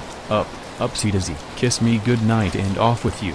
Oh, come on, Kay. Margie held out a stubby finger, capable little hand. Wait till you see the cute washroom we've got fixed up in the back of the tent. I tell you what, I'll lend you my best pajamas and my very own bed. You mustn't do that, Margie, Helen protested. Where will you sleep? Oh, I'm not supposed to sleep tonight. You can see I'm all dressed, She indicated her halter and shorts. It's Peter's and my turn to be on watch. I understood now how George had located his son without rousing the camp. Come along, Kay, don't be such a baby. That got the brat. As the two ran off, I heard the small hostess warn, don't make any noise and wake up the other girls. They vanished inside the farther tent, and I turned to hear George saying, Night watch, eh? So there is something in these woods to be afraid of. No, sir, there isn't really, but we can't ever make the new kids believe it. So Uncle John thought we ought to have a boy and a girl stay up every night to keep the fire burning and just be around. Peter, Helen leaned forward, a curious light in her eyes. Is it always the same two that stay up together? Why, yes, ma'am. You see, when you've been on watch, you're let off chores and school the next day, and everybody's got a special job to do, like cooking or washing up or going in the woods or the fields to get things. So we'd get all mixed up if we did it any other way. School, you said. Who teaches you? Why, Uncle John, of course, and Aunt Mary. One of them's here every day, and they teach us all kinds of things, but they make us kids run things ourselves. We've got to learn how, they say, because we won't always have them to depend on. This had a startling implication. George put it into words. You mean Thesa-era arrangement is permanent? The lad's brow knitted. Permanent. Dad? Yeah, I can't answer that. You can, Peter. That's the first time you've ever said anything like that to me. Yes, sir. The lad's eyes lifted, met the gray ones so like them. Yes, he repeated miserably. It's the first time. Yeah, I'm sorry, Dad. Yeah, we've all promised never to say anything about tranquility. That's why we don't write letters or anything. So we won't slip up and give it away. We promised Peter. Bronzed hands, clasping the table's edge, flattened fingertips against the wood. You and George. Helen touched the back of one of those corded hands. He's a child, George, and I'm sure you taught him always to keep a promise. The man swallowed, relaxed a little. Listen, son, he said more quietly. You know I would never ask you to do anything dishonorable, don't you? No, Dad, I know you wouldn't. Well then, you'll believe me when I tell you it's right for you to forget that promise and answer my questions frankly. First, where, if you know, and what is this place you call Tranquility? Tranquilia, a new voice said. Behind me, is a different world from that to which you belong. John Barrett's slow and gentle voice. It is a world where there is no hate, no strife, and God willing, shall never be a clean, new world where a new race shall live in friendship and peace forever. I turned and saw him standing there, the moonlight in his silken, silvery hair. Part 10. George Carson was on his feet, head and shoulders taller than John Barrett, but instead of the wrath I expected in his eyes, there was a question, and wild surmise. A new world, he repeated, slowly, tasting the words. Friendship, peace forever. Do you mean all that, old man? Literally? I mean exactly that, Lieutenant Carson. Helen was up too. She was trembling with excitement, not fear. Of course he does, George. I've known it ever since Peter said what he did about there being no animals here. I was afraid to let myself hope he a god. It wasn't an expletive, it was almost a prayer. I'm still afraid to let myself believe via look. I growled. I don't like to break up this love fest, but I'd like you birds to tell me how you expect to keep this Shangri-La a secret? I was beginning to understand it, or so I thought. Sooner or later, some plane's going to wing over the cliff. The country its pilot belongs to will claim it, and some other nation will dispute the claim, and if there goes your peace. Barrett's machine somehow had transported us, in no time flat, to a well, perhaps an unexplored region of Antarctica kept incongruously temperate by some whim of sun and air currents. The Earth's shrunk to a pretty small ball, you know, since the Wright brothers taught us to fly. Indeed it has, Barrett agreed. Indeed, it has, Mr. Gatlin, a ball far too small for the good of those who inhabit it. But this is not the Earth. Come again. At least not the Earth you're thinking of, he placidly continued. Tranquilia, my friend, is a planet in another space, another time, than Terra. Look you, I jabbed a forefinger at him. Helen was trying to tell me something like that a while back, and I'll say to you what I said to her. There ain't no such animal. Oh, you're wonderful, Her laugh had the very note and texture of the brook's liquid tinkle. But you're too good a newspaperman to really mean it. Seeing is believing, so they say. But what do I see here to make me believe your fairy tale? I waved an embracing arm. Grass, dress no more different from those we rode through this afternoon than those are from the ones that grew in Westchester when Columbus sailed the ocean blue. The same moon, Thea. My jaw dropped. Say, what was in that Palisade anyway? I can swear I see two moons. I pulled the edge of my hand across my eyes, looked again. They were still there, a reddish crescent just rising above the forest. Another hanging golden and almost full above the black line of the colossal precipice. Barrett chuckled. Tranquility has two moons, Mr. Gatlin. Hardly a matter for astonishment since Uranus, in our own solar system, boasts 4 and Saturn 10. Microscopic needles were again pricking my skin. I moistened my lips. Okay, I'm lit. This isn't the Earth. But how in the name of reason? A question mark. Listen, unless you've a straitjacket handy, you'd better tell me how you got us here. And click.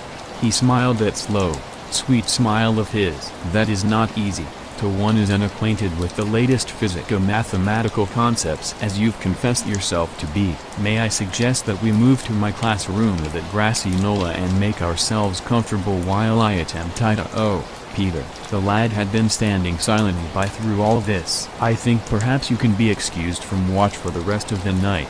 But Uncle John! I know you haven't seen your father so long. To please me, Peter, I'll see you in the morning, Dad. He ran off. I saw George wince at that as I let myself down in the spot Barrett had indicated and leaned my back against a tree that overhung the knoll.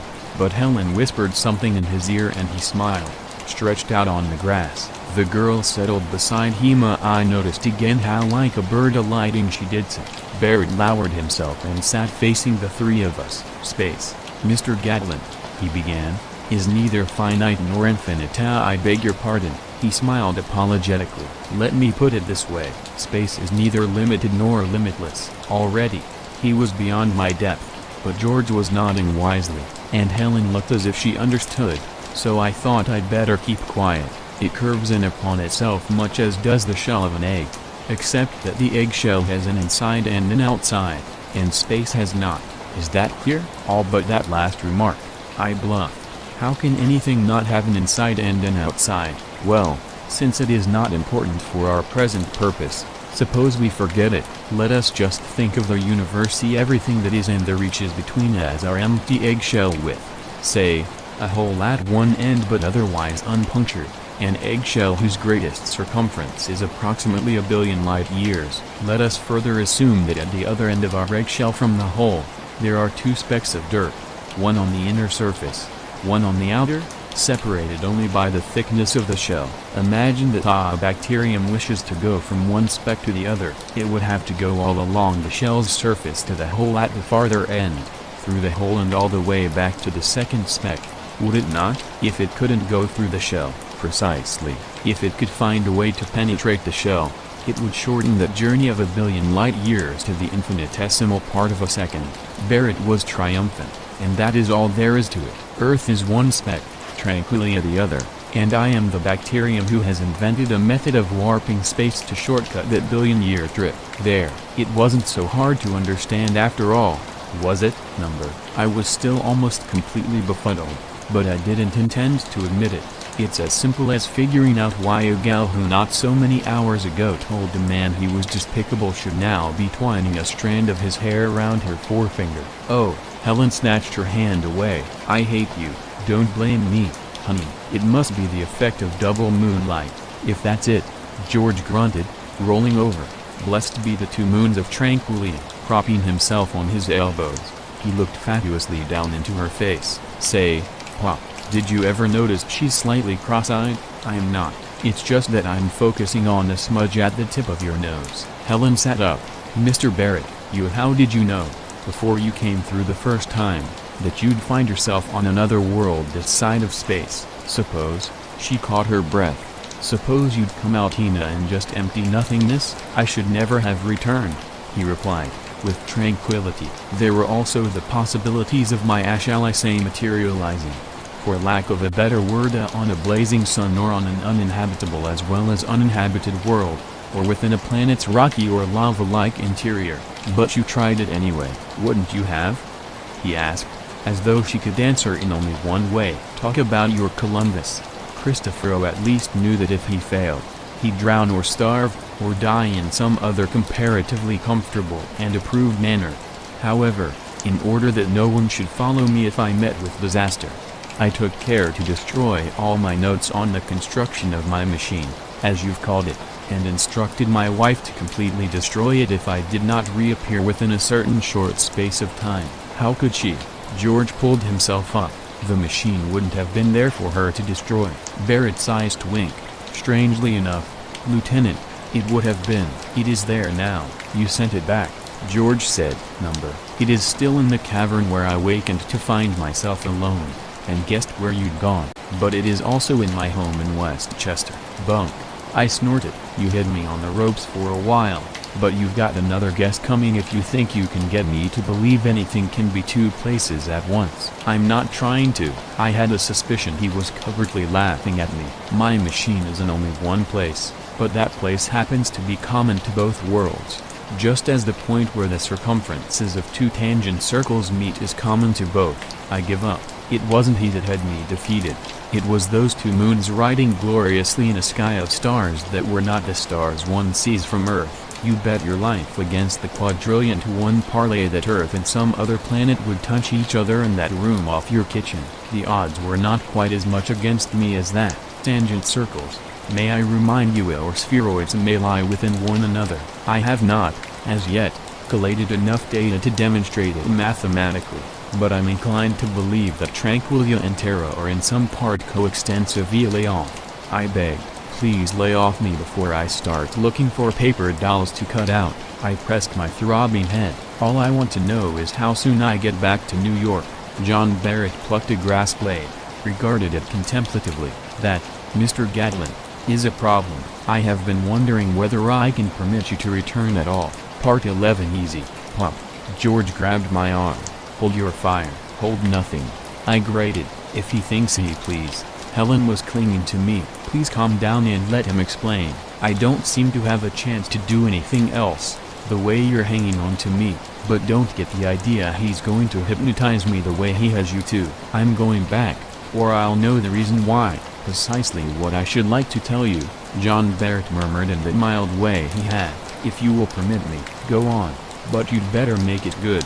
He did. On his second visit here, he told us that he had explored this new world and found that, while its gravity, atmosphere, temperature range, and other climatic conditions were fairly identical to those of Earth, no life existed anywhere on it that he could discover. There were only the trees and the plants, the fragrant breeze and a deep, unbroken tranquility. He had returned to a world torn by war, a world of organized killing, of shattered cities and enslaved nations. Even his own beloved science prostituted to the uses of brutality. I proposed to Mary, he continued, that we pass through and smash the machine so that we could not be followed, and live out what little time was left to us, quietly in this quiet forest. She made me see how wrong this was. She made me understand that God could not mean the gift of a new and unspoiled world for us alone. Yes, he looked up at some sound in my throat. Yes, I believe in him.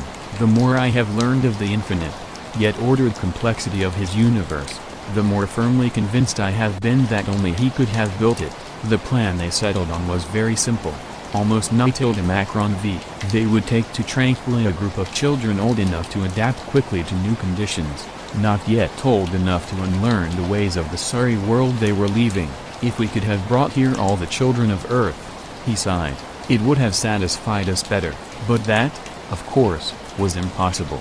We decided that a dozen boys and girls were enough to be the progenitors of a new race whose religion, implanted from its very birth, will be the holiness of neighborliness, the sanctity of human life. Helen's hand had crept into George's. In the soft glow of tranquility as moons, their faces were calm and peaceful. I recalled how dark and bitter those faces had been on the Sawmill River Road. I remembered George's despairing cry, "We're trapped. We're trapped without hope of escape." But Barrett was still talking. I think it was I who thought of how to accomplish our plan with the least danger of interference. I recalled a story a member of our local draft board had told at the village store. How they'd had to turn down a because he had two children, a widower who had been most anxious to get into the army. We placed the first advertisement in the Globe the next day. You know how it read? Yes, I observed dryly. I know how it reads. It was a smart scheme. You could insist on the children you took having no one interested in them except their fathers. And since they were going into combat, you could be pretty certain of not being caught up with until the war's over. But what's going to happen then? What about those fathers when they come back? His face went bleak, and for a moment, there was a spark of fanatic fire in his eyes. Some will not return. Those who do will find an empty cottage and a heap of twisted, unanalyzable metal in a lead sheath doomed. Good Lord, man, I was appalled. You can't do that to them. Why not? This was George. When you think of the millions of fathers and mothers who have given their children to war, why is it so terrible that a dozen should give theirs to peace? Because you look here, you were throwing conniption fits in my office this noon because you merely suspected something phony had happened to Peter. Suppose you'd found that house in Westchester empty when we'd got there? No sign of him. No sign of the people you'd left him with. No trace of any of them. Ever. How would you have felt? What difference would that make? Pete would be here, wouldn't he? He won't have to live in the world like ours is going to be when this thing's over. He won't have to face the misery that's ahead. He won't ever have to see everything he's dreamed of and hoped for and worked to help build smashed because of some megalomaniac's lust for power. Isn't that worth whatever I would have had to go through? You can say that because you know you won't have to go through it. Helen, you're with me, aren't you? Her hands twisted in her lap, and a pulse throbbed in the shadowed hollow beneath her throat. Yeah, I'm sorry for those fathers.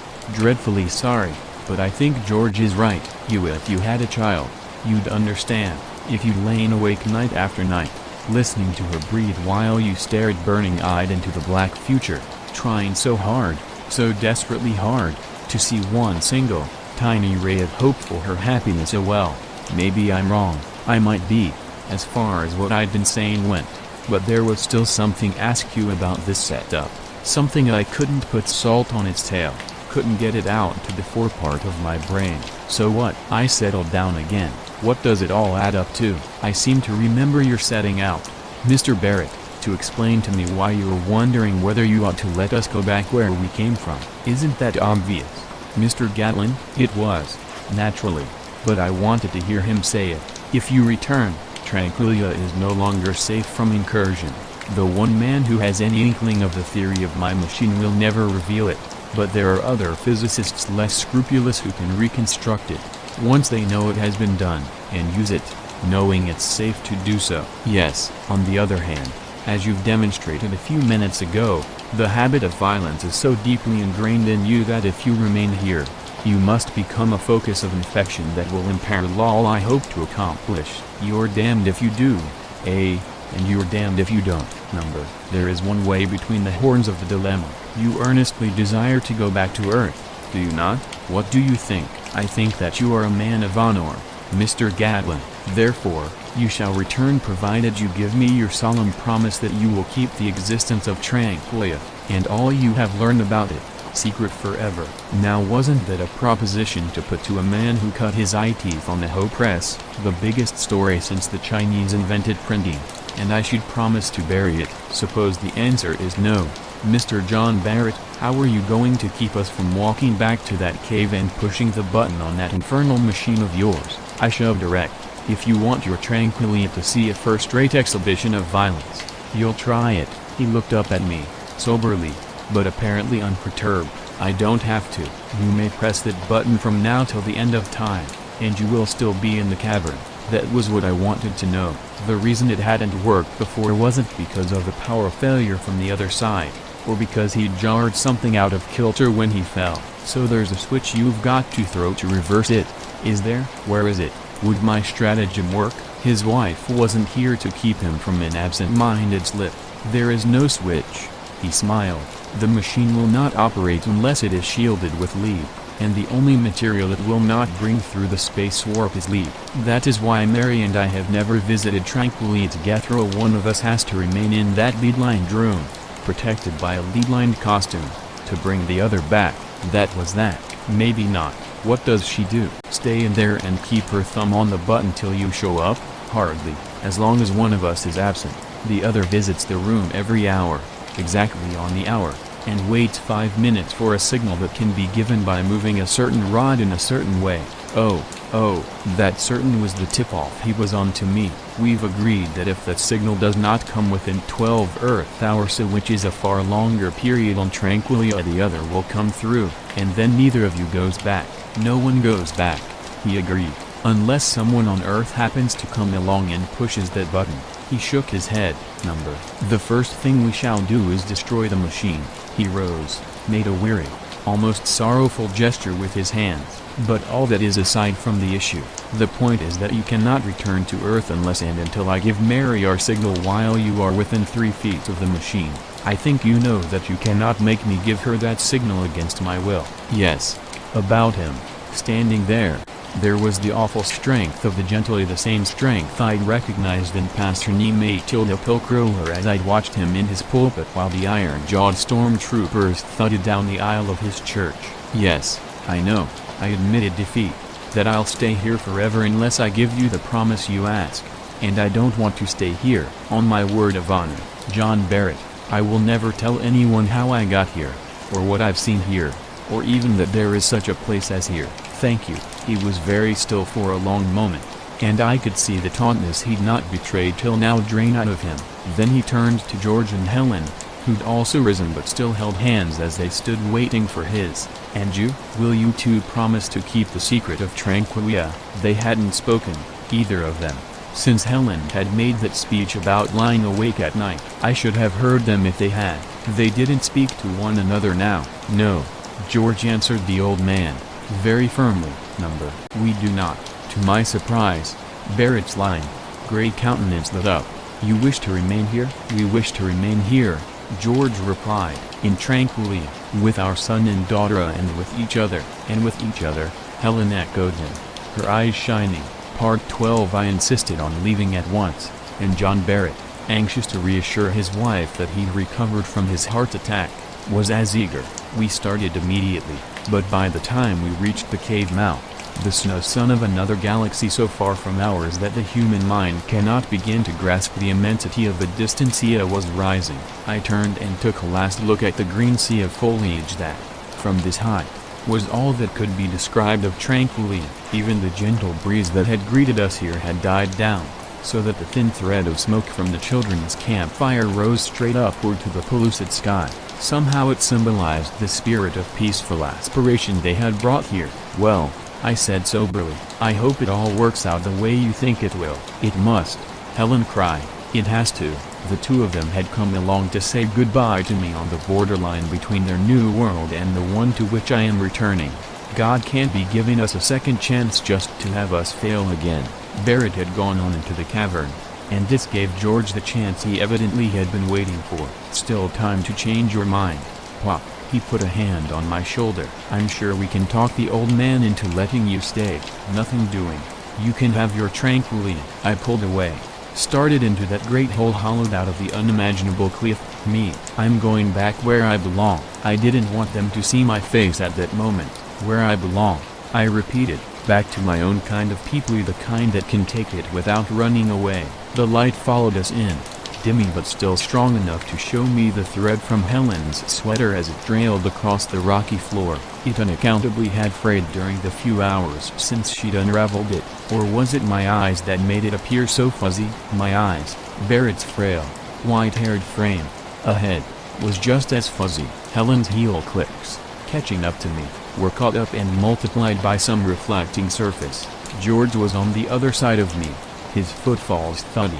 Funny, I mused aloud, the kind of things come popping into the head of an old fool like me. Things that have nothing to do with what's happening at the time. Like just now I happened to think of something that happened on the old world. This was a long time ago. I guess you kids are just about old enough to remember its last days. But this was long before that. John Noel, call him John Burns, was hell and gone the most promising cub we'd ever had. But one day he gets the pink slip in the pay envelope, Orders from the big boss who just happened to drop in for a day or two, like he used to about once a year. John don't get it. He don't get it at all, so he barges right into Pulitzer's sanctum, demanding to know why he's fired. "Hey, haven't I been turning in the best copy on your sheet?" he asked. "Hey, didn't I do a whale of a yarn just yesterday on that waterfront riot?" "You did," Pulitzer acknowledges, looking at him, the way he had, like he could see him with his blind eyes. "A humdinger of a story. Hey, and didn't we beat every other rag in town by an edition because I was right on top of it when it started?" "Hey, that's it," the boss says. "Hey, that's why you're being fired." John stares at him, not believing his ears. "Hey, weren't you supposed to be in the Hall of Records?" Pulitzer goes on, copying off the real estate assessment list. "Hey, sure, I was. But that's just a lousy grind anybody knows his ABCs can do." "I got this hunch that maybe something was brewing over on West Street and tipped a clerk a couple of bucks to take it off my